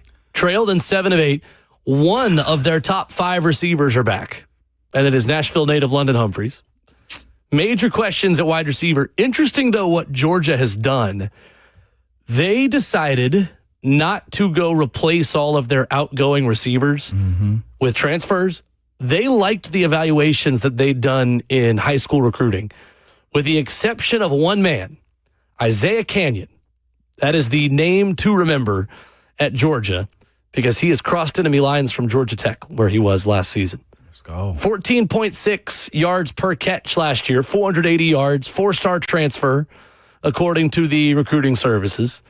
6 4-stars and a pair of big blue chippers, including the 5-star Talon Taylor, the names to know for Georgia. A totally new cast of characters, a wide receiver. No doubt. Kirby's just getting back to, a program reset with pouring more into his recruited guys, which I think is smart. Each coach, I feel like, have to do. There's only so many times you can jump in a race and say, we're going to portal this, portal that, and just go, because Georgia recruits at a high level anyway. And if you're asking all of those the state of Georgia recruits to believe in UGA and that you are homegrown and homebred, then you got to start playing those guys. So I think it's smart. They got a young D-line. I know that was recruited highly at some point in time as well. I'm talking about the entire cast of them. And you know that when it comes to his entire defense, he knows how to pick and select guys. You can't be a selective recruiter and not play those guys. Trey Wallace is going to join us tomorrow on the show. And he just tweeted this. Uh-oh. I saw you smirk. You're not going to like this. I saw you smirk. What is it? Kirby Smart asked his opinion on not playing Tennessee this season, which means he'll have one less win that's taken off the upcoming schedule. Quote, you said that, not me. You know what? Who's asking Kirby Smart, hey, Coach so-and-so from GoDogs.com, what's it like not having Tennessee this year? That way you have one less win on the schedule. You know what? Screw him. Screw his school. Who's asking that question? Who's wasting everyone's time to ask that crap? Screw his little flat bill hat that he wears, the visor. Screw that little bulldog. I'm talking about screw the hedges. I hope we cut them down next time we go down there. Screw the silver pants that they wear, okay? Screw the way his face screws up. I forget all that. Who asked the question? Somebody who what blogger asked that question? Who got a real soft body, okay? That's who asked that question. A real soft with a real big pudgy face, whose hands are smooth as bowling balls. I think we get the picture. Yeah. Guys, as sharp as a spear is who asked that question, okay? He graduated kindergarten and went back because he didn't retain anything is what he did, okay? That's who asked that question. People who ask questions in the big room at SEC Media Days are... Pipe it down, partner. Are interesting, to say the least. Auburn will speak at 10:35 and take the bad questions from the media in the room. You know, Auburn has not had a top 25 offense since 2014. Good. A top 25 offense. Good. Since 2014. They will have DB Champ Anthony, quarterback Byron Brown, kicker Alex McPherson. Kickers are people too.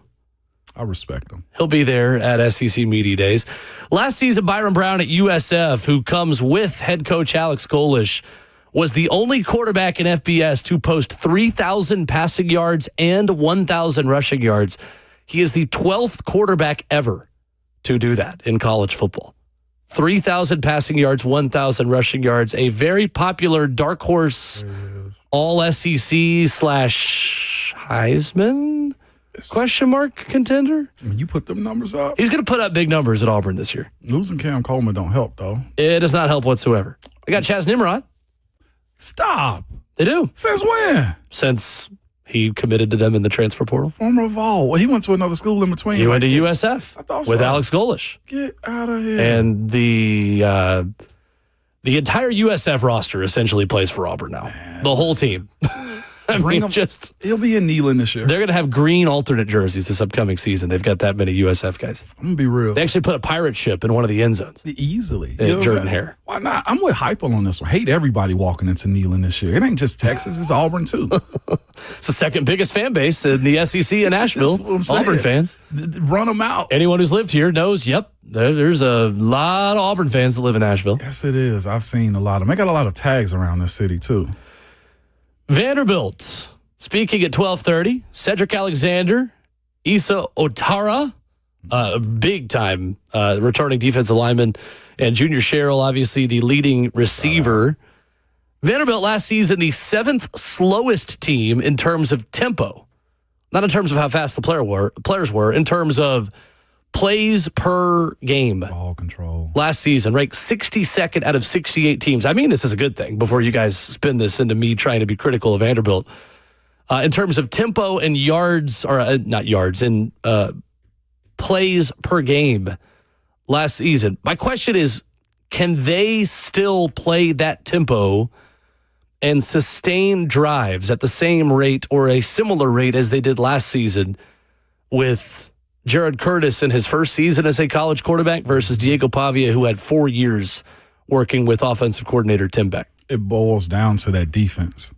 I think the defense will be better at Vandy this year, too. I know, but, that's the point of it. If they're going to slow roll it and play tempo and clock control and take what's given to them because they have a freshman quarterback, then that's going to have to be their calling card legitimately, because if they can control the ball, lessen your possessions, and also capitalize by getting 3 outs on you, it's a great formula by Clark Lee if they choose to go that route. Slow ball is good ball for Vanderbilt.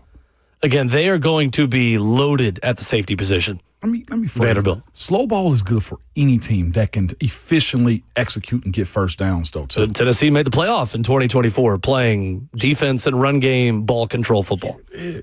For sure. And always get back to the basics, man. I think it's going to be interesting to see how Vandy adjusts, because I don't think they're going to be as good on third downs, and I don't think they're going to be as good at going on these death marches of 5, 6, 7 minute drives as they were last year, and nor should they be. I mean, they had a Heisman level quarterback last season. Yeah. Of course, you're going to take a little bit of a step back. So how much of that slack can that defense pick up on that side of the football remains to be seen.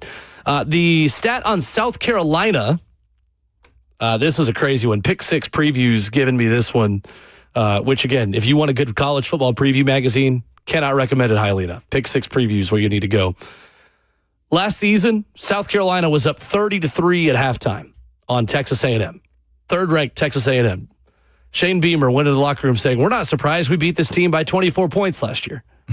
You obviously know what happened. A&M responded by going 28-0 in the second half and winning that game. Since 2004, teams were 286-0 in SEC play when leading by 27-plus points. South Carolina made it 286-1 last season. Kendall Briles, the new offensive coordinator at South Carolina, he will be the big topic of discussion. Lenora Sellers is there at Media Days, as is all-world sprinter Nick Harbor, who also plays running back. Peyton Williams, defensive back there as well for the Gamecocks. Let's make a break year for Shane Beamer. I think so. I do, too. Kendall Briles is a big get at offensive coordinator. He is just such a high-floor OC. Yeah. We just know exactly what Kendall Briles is. No doubt. No doubt. Especially when you got a potentially first-round quarterback as well, like Shane's got to go. If not, they've already made changes mid-season. Jacarius Peak at left tackle, top left tackle in the portal, not named Jordan Seaton. What's his name? Gray, not Cedric Gray, the young Gray. They got a 5-star interior offensive lineman in the last recruiting cycle. Is Darius Gray. Darius Gray is Tennessee was all in on that recruit. I thought we had him. Carolina beat him. I thought we had him. That's a good get by them, though. Huge. Shane Beamer gets fired. Come on home to Rocket Top, Darius Gray. I still follow you on Instagram. Come on. I ain't going to hate on him just because he ain't picked the Vols. I talked to him. Good conversation. Great kid. Come on home. I'm in petty mode today, just so you know. Let's see if Randy is too. Everybody. Randy wants to talk SEC Media Days. Hey, Randy. How you doing? I'm good. How y'all doing today? Man, good. Solid, Randy. Good deal. Good deal. I had a question. So my football knowledge really stems strictly from NFL up until the last couple of years of kind of following the Vols and some college football. But over the last couple of years, the disdain that a lot of people have for the NCAA really had me wondering what would be stopping the NFL from instituting like a minor football league to where like the SEC, the Big Ten, and the ACC decided they did want to go out and be a super league. Right. What would stop the NFL from saying, well, let's create a minor league and do almost like a set farm school minor league for the NFL? Great point. Randy, it's a great question. We appreciate the call. That is a question that I think needs to be asked more by college football leaders, is how can we work with the NFL? It's a great question because it makes too much sense for the NCAA to do it. I mean, the trends trickle up to the NFL. 100%. Shotgun and as much 100%. not being under center started in college, now is in the NFL. The only thing I can think of is this, though, Randy, responsibility and monies. So if there's a partnership, the NFL has to pour into the idea of supporting all 60 to 70 teams that they choose to put on the umbrella, or 100 and plus. There's also the conversation of healthcare that kind of goes into that umbrella as well. Like when you support them, you got to be in kind of the way the NBA is and the WNBA. Like it's not just, hey, a farm league. Like there's total responsibility for all parties underneath it. And the other part to me is the way I look at it is, Randy, they've been having the partnership. It's just not spoken. Like college is the NFL's pipeline. We see it we see it at the combine, draft, pro days, and stuff like that. The partnerships forever. NFL's just been getting it for free. So yeah, it has. There's no reason to pour into saying, hey, you belong to us now. Because I do look at it and say that cuts into the bottom line of what the NFL is. And in a lot of ways, in terms of television viewership and eyeballs, college football is more of a competitor to the NFL than it is a partner. Facts. And so both sides' ability to come together and say, how does one help the other, is something that I don't think is done enough. Where would the help have to be at, though? Like, that's the question I have. Allowing college football a window of time on television to move up its championship and its playoff. Mm-hmm.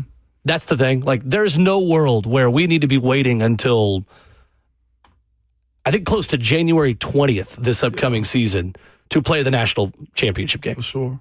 But right now, in order to avoid NFL playoff games, that's part of what has to happen, is to wait that long to get your own window to have eyeballs to watch the college football playoff national championship game. Yeah. Because the NFL says, no, this is our weekend. This is our time. So, no, you're not putting they're still playing Monday Night Football in the postseason. Mm-hmm. That's one less Monday that college football could play the national championship. Yeah. That's true. 615-737-1045, quarterback episode 5. Not a lot of Cam, but still some takeaways that we'll give you coming up next.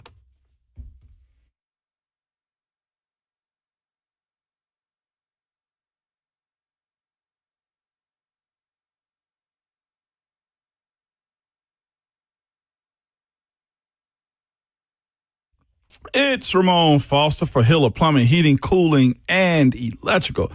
Good people, we hate dealing with those issues, man. Whether it's your plumbing that's backed up or your HVAC that's not cooling the house properly or heating it up in the wintertime, or a simple electrical emergency, man. Hiller's the company that you need to go and reach out to, man. When dealing with those companies that's not Hiller, most of the time you don't know what it would cost you if it'll get fixed right, or if somebody's trying to sell you something you don't need. I know this because I reach out to Hiller for small problems around my house, man. The experts, they solve your problems quickly. And the price you tell is the price that you will actually pay, with zero hidden fees or surprises on your bill at all. You don't stay in business for over 35 years if you aren't that good at it. They're also family owned and operated too. The techs are the folks who come to your house, man. Very professional, very experienced, and also trustworthy.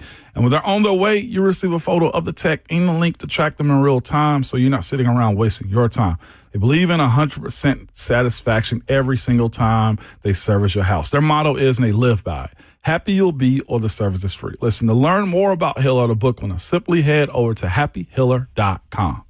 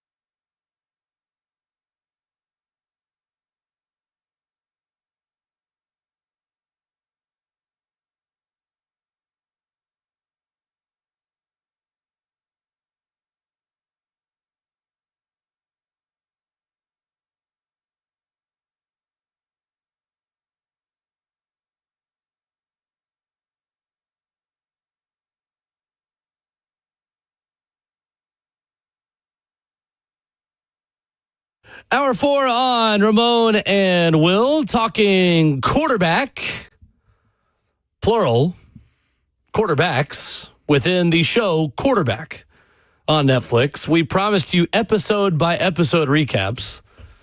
Ramon, we said that knowing there may come an episode where there is very little Cam Ward. Yeah. That episode was episode 5. Not a ton of takeaways, so we're not going to spend as much time on it this morning. On episode 5 of Quarterback, essentially Cam Ward, maybe not as good of a fisher as he lets on. Was he with Jeff in that moment? No, he was with one of his buddies on the bye week back in Texas. And his buddy goes, he's like a child. He's so competitive. He ain't going to move there until he catches something. He's not going to tell you, but I promise you, he will not leave here until he gets something. Yeah. And it just shows him sitting there by himself, just looking out, just... I mean, not exactly breaking news. We kind of already knew it, but the guy is as competitive as a human can possibly be. Is he even like the fisherman type, though? Like, is he taking this on to gain He's very Texas. patience? I mean, he's very Southern. Like, yeah, I think... I see what you mean. Yeah, like, is he trying to develop patience with himself in a task that he's not mastered? Because he's mastered almost everything that he's done in life. Like, fishing is one of those things, like making your own lures and, like, bait and stuff, like figuring out what types of fishing. Like, Jeff seems to have it down. It wouldn't shock me if Jeff, does he already have a fishing team? Simmons? I think so. Oh, he's competed. I know that much. I know Jeff has. So I wonder if this is one of those off-season tasks. Like, that would be like me picking up, like, and taking it serious golf. He is an advocate for the sport, but I don't think he has his own team. He have a team. Yeah, I know that's getting more and more popular as well. It is. Randy Moss is competing now. It's just one of those things. I think he was fishing with Randy Moss. It's very West Virginia of him. So much West Virginia. But, like, I would say that's great for Cam with his ability to do something outside of football. But I can't imagine being on a boat with him. Like, him wrestling with a fish to get it in, and he loses it. Like, he might go in the water to go get the fish is the way I look at it. Sure. Did a hit yesterday with the Fan in Cleveland. They're doing their season preview like most of us are as well. And they asked me about Cam, and I thought it was a good question just to know where everybody is and what they're thinking outside of this Nashville market. So like, what does the Tennessee Titans fan base feel about Cam and the support of him? I told him, I was just like, man, I think this fan base needs or was longing for a guy like Cam. I said, when you look at the support that Cam gets on our show, this station, in the public when we speak to people, I think Cam's support number is probably his approval rating is probably about 85 to 90%. I don't think I would go that high. You wouldn't? No. And I'm not saying you're wrong, but I'm going to look. I think I'd probably say closer to 65 to 70%. However, Cam Ward's supporters and big fans are very vocal about their love for Cam Ward. And I don't blame them. Yeah. I think he, to your point, 100% represents the young, high-ceiling quarterback that this fan base has wanted for years since Marcus Mariota didn't work out. But I think on top of that, he has a likable kind of personality and has a competitiveness to want to compete for Super Bowls and want to ask more of this franchise that this fan base relates to and endears himself to the fans. Yeah. I think he endears himself to the fans really well in the way that he acts and carries himself. Yes. That's pretty much kind of what I told him. You could have did this interview for me. Well, no, but I was absolutely not. But it was just that though, the way I view at Cam's approval rating. Like you said, the big fans of Cam are loud, and it makes me think 85 to 90% support. And I know we've had callers come in. It can feel that way sometimes. It can feel that way. And I was asking, I was like, I know you guys have a quarterback up there that kind of have a little bit of back and forth. I was like, I don't know what his approval rating is. Shedeur Sanders, that is. It's like, oh, they started looking at it. It was like, man, it's about. It's not close to 80. That's for dang sure. They think it's 50-50. I think it's almost like 30-70. Yeah, I would say probably below 50-50. I mean, they would know better than us, but. They would, yeah. And maybe, like you said, it's the loud minority that makes it seems bigger or whatever it is. But it's interesting, though. I will say the lights that this quarterback documentary, the undrafted or the zero-star docu that Cam had as well, and what social media is doing for him, the eyes that Tennessee Titans brand has been wanting is getting there. Everybody understand the attachment to the Titans, and that attachment with Jeffrey in mind starts with Cam Ward, though, and I think that's a unique place to be in. A lot of pressures in that. Yeah. But it's such a privilege to be in this spot. Everything that I have seen from Cam Ward on that show with a microphone on him and moments that I watched on the sideline is exactly what I expected. Mm-hmm. He is a human being that never gets too high or too low, but yet at the same time is wired a little bit differently in terms of how competitive he is. There are not many people like Cam Ward out there in the world. No. Doesn't guarantee he's going to be a success. Doesn't guarantee he's going to obviously not be a success. Mm-hmm.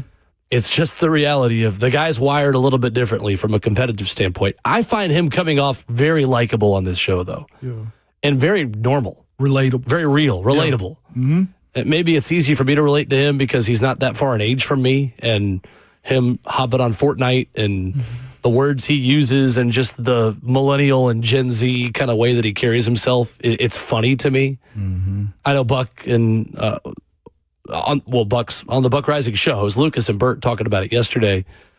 Like, I'm not sure he's intentionally even trying to be funny. He is just naturally hilarious in the way that he carries himself because he just doesn't care what anyone thinks about him. So real. He just, I mean, truly. You can tell his parents know It that. is impressive how little he gives a crap about anything else in his voice in his own head. Yeah. The Callahan response, I think, is the most telling part when he was sitting down with his girlfriend, fiance, I forget Girlfriend, what the title, yeah. the girlfriend. When she was trying to engage with him and ask him about the firing of Callahan, we talked about he's just making his taco, sitting there eating chips. Just move on. Just move on. And that is a mindset, I think, when you go through some lows in this game, you lose sympathy for people that kind of lose their jobs. And that can sound like a canned answer. For him, it was legitimately the way he was moving forward. It was. It wasn't canned at all. Moving, like, it is exactly what, moving on. Like, it's one of those points in training camp we've seen guys get injured. And instead of the entire practice stopping, the coaches moved the drill up by 20 yards. And you just laid down on the surface, hurting for your life. Here we go. Next play. Which play you on? Play 7. Let's go. I just think his relationship with Daboll in bad moments or after a bad play is going to be fascinating. Why you say that? The way him and Daboll communicate with one another and the way Daboll gives him tough love. Mm-hmm. I think it's going to be really interesting to watch. How does Cam respond to the first time Daboll lights into him a little bit at training camp? Yeah. The first time that Brian Daboll shows the fiery way that he likes to coach. I think there's a lot of mutual respect between those two guys. Absolutely. I think it's a really healthy and good relationship, but I think that Brian Daboll is the type of personality and the type of coach to get the most out of this player, to get the most out of Cam Ward. Yeah. I'm here for it. I know we get an opportunity to see it up close and personal with both of us being in the stadiums and stuff. Mm-hmm. It feels like it's on track now. And sometimes you got to go through a couple of 3 and 14s. It feels like a perfect fit between the two of them. Yeah. It feels like they are two human beings who speak the same language and communicate the same way. That's where it starts at usually. I just want to see what the surrounding parts around Cam is going to be. Carnell Tate is another question that they bring up often too outside of our market. It is Carnell, it is Cam offensively, which is fascinating for two young guys. But it's so hopeful though, Will. It's a fair question, and I think too, I imagine the questions in 31 other NFL markets are similar to the ones we were asking about Carnell Tate before we watched him practice. Mm-hmm. I liked the Carnell Tate pick when it was made. Yeah. I love it now that I've actually seen him play football. Sure. And I think fans that are out at training camp are going to be blown away with how easy Carnell Tate makes difficult things look. Yeah. Honestly, the guy looks like a number one receiver. Mm-hmm. And the when asked that question, I was just like, yeah, it was a little bit of a shock. Jeremiah Love was of the conversation, but you go get a guy like Carnell and then you start seeing him in practice. Well, you didn't have the option to get Love either. That's very true too. Otherwise, he may be the pick. Might be here, but like every good team has a guy that's a dude at wide receiver. Good teams, really good ones, got 2 of them. Or supposedly good ones, because Cincinnati's got 2 and they still, never mind. But really good teams have 2 guys. LA Rams got 2 guys. You look at Seattle, 2 guys, like all across the board. The Eagles had 2 guys. I think they trying to hope that Mekhi Lemon turns into that guy for them. So who's next? Who's going to be the guy to step up? It's going to be to me, the planning of this team and who you choose to watch step up. Like Wandale's in a position right now to where he is going to garner a lot of attention and a lot of respect as far as the offense goes, as far as his involvement. Can Ellick or can Chim move up the same way that you had wide receiver in Houston? They're still a wide receiver right now. Nico Collins? Nico. Yeah. Like Nico came from like the mud, as we like to say. He wasn't a first-round draft pick, third-round pick. If I'm not I wouldn't mistaken. say mud. I'd say maybe a puddle. Okay, yeah, that's true. He had a great platform. He was still second-round pick. My point is, credit does have to go to CJ. CJ Stroud did help make Nico Collins, along with his hard work, a name now. Yeah. Can Chimray and can Ellick assist Cam in making themselves a guy? That's what you prefer. You know? Like Nico Collins was a third-round pick, actually. That's what I'm saying. Like, he was a third-round pick, and then you still look at Chimray and you look at Ellick and say to yourself, like, it's possible that third-round picks are stars in this league. And those two were in the fourth. Ellick and Chim. It's not far. Ellick Manor and Chim DK. That's where the growth of Cam, I think, also has to take a step. And he ain't got enough time on task for it just yet, but can he turn one of those guys into a modern stay on this team, even as a solid 3? Who has more receiving yards this year, Ellick Manor or Chimray DK? Naturally, I go with Ellick. I go with Ellick on this one. I think I agree. It was close last year. Ellick Manor had 5'10", Chim DK had 423, or Ellick had 5'15". Again, one of my bold predictions is that Ellick Manor has more yards on less targets this upcoming season. He's not going to get 89 targets again. No. Not with Cardell Tate and Wandale Robinson in there. But he also won't see number one corners against him anymore. Just got to eat whenever the opportunity comes, right? Yeah. I'll still say, for a fourth-round pick, selected 136 overall, a 515-yard rookie season is a good rookie season for Ellick Manor. Great start. Who's your down-the-field guy, Carnell or your Chim? Cardell Tate. Carnell is. I think Chim's faster. Right. Different kinds of down-the-field guys. Mm-hmm. Cardell Tate, the go over you down the field guy. Chimray DK, the run past you down the field guy. That's very true. So there's room for both. Mm-hmm. And there's room for two slot receivers within this offense and how Brian Daboll's run it for Wandale Robinson and Chimray DK to both have important roles within all of this thing. We're talking about options. This is crazy for us. It'd be great. It'd be great. It'd be great if Cam Ward has enough pass protection to throw to those options, though. That's the ultimate question about this entire football team. Oh, my guys. Because you can't fix everything in one offseason. And again, like we said earlier, it feels like they have kicked the full offensive line overhaul can down the road for one more offseason. Carmen Brasillo, offensive line coach, got a task in front of him. Bold strategy, Cotton. See how it plays out for him. Final call for phone calls. Go to Bob and Franklin. We'll go to you if you'd like to jump in. 615-737-1045 as we wrap up the show next.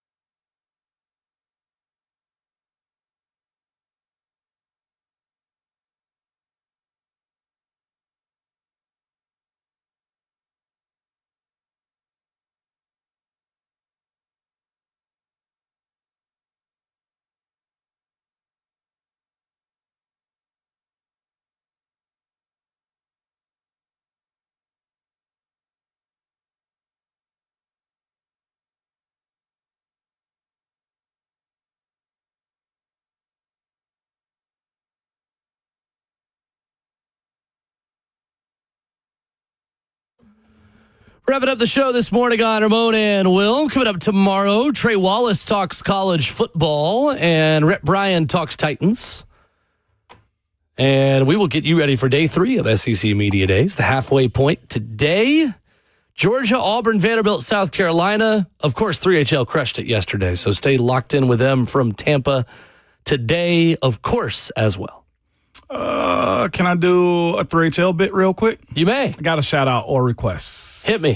Brought to you by your mom and them. Your mama. That's how they do it. If you can, man, help join myself and also Foundation here from your father as we do our now 3-time back to school shoe drive, man. Kick off with confidence as we help Nashville's youth go back to school. We know how it is as far as clothes, books, but you know, like I know, a good pair of shoes to start the year off right, man, get you off on a good foot. Pun is intended in that. I've tweeted out the shows, tweeted it out as well. The station has as well, man. There's a QR code you can scan. You can also just go to fromyourfather.org. Yes. And we will do it. August 8th is the shoe drive day, and we did it last year, man. Over 60 kids got back to school. Awesome. Shoes. We couple that up with Prince's Hot Chicken, man. We do our shopping at the Nike outlet, go across the street to Prince's Hot Chicken. We feed them. We have a good time over there. And you see all kids, man, from school ages up, get some fresh kicks. So if you could join me in it this year, I'm invested. So it's not me or us asking you for money. We're all in this to make sure that, hey, we can do this thing the right way. So appreciate it if you can go to my Twitter. I'm going to put it on my Instagram as well.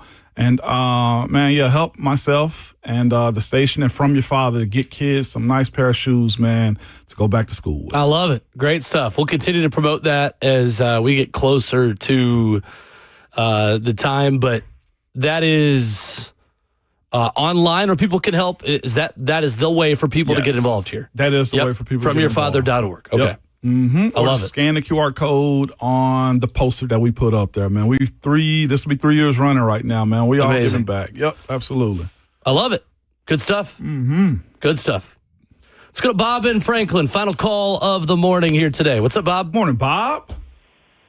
Hey, guys. One clip from the quarterback series that I watched, I thought was interesting that I hadn't really heard anybody bring out. I'm pretty sure it's in episode 6, when they're on the practice field or maybe they're in the bubble, and Cam talks about pounding the rock. He goes, "This is football. We got to pound the rock," which I think is exactly what Daboll will want. But I haven't noticed anybody really even talking about that. I thought it was interesting that Cam brought up, do we need to pound the rock? Sure. Thank you, Bob. Appreciate the call. That, Bob. We will do our episode 6 recap tomorrow. Oh, yep. But, yeah, I think that's certainly fair, and it is directly correlated to when the Titans started to run the football better in Cleveland, and then they started to be more competitive, and they won a couple games. Yeah. Because they could run the football. Man, this ain't a complicated sport. I can say this as it is, the way game plans go, but the basics are still the basics, Bob. Got to run the ball, got to protect the ball as well. And Cam recognizing that probably was somebody enlighten him as well. It's funny you say that because Kirby Smart literally this morning was asked about all the changes to football, and his answer was, well, the way you win a football game hasn't changed. It's so real. It's simple. Big men winning their battles and being able to control the ball and no turnovers. It could all sound so simple, but it's so complicated to do. And I think anytime you or I mention that about needs to be a run-first team again, it's seen as a slight to Cam. That's where the approval rating comes back in. Of people who love Cam want Cam. Even Cam Ward would probably tell you, no, we need to run the football first. Slow it down a little bit. Yeah. Back at it tomorrow morning. We are a week away from training camp practices, and we talk to you tomorrow morning. We're back, baby. All the way back. 6 a.m. We'll talk to you bright and early. No doubt. And, Bob, we're going to talk episode 6 tomorrow of quarterback. That's right. But remember, though, your Twitter fingers and your mic is always hot.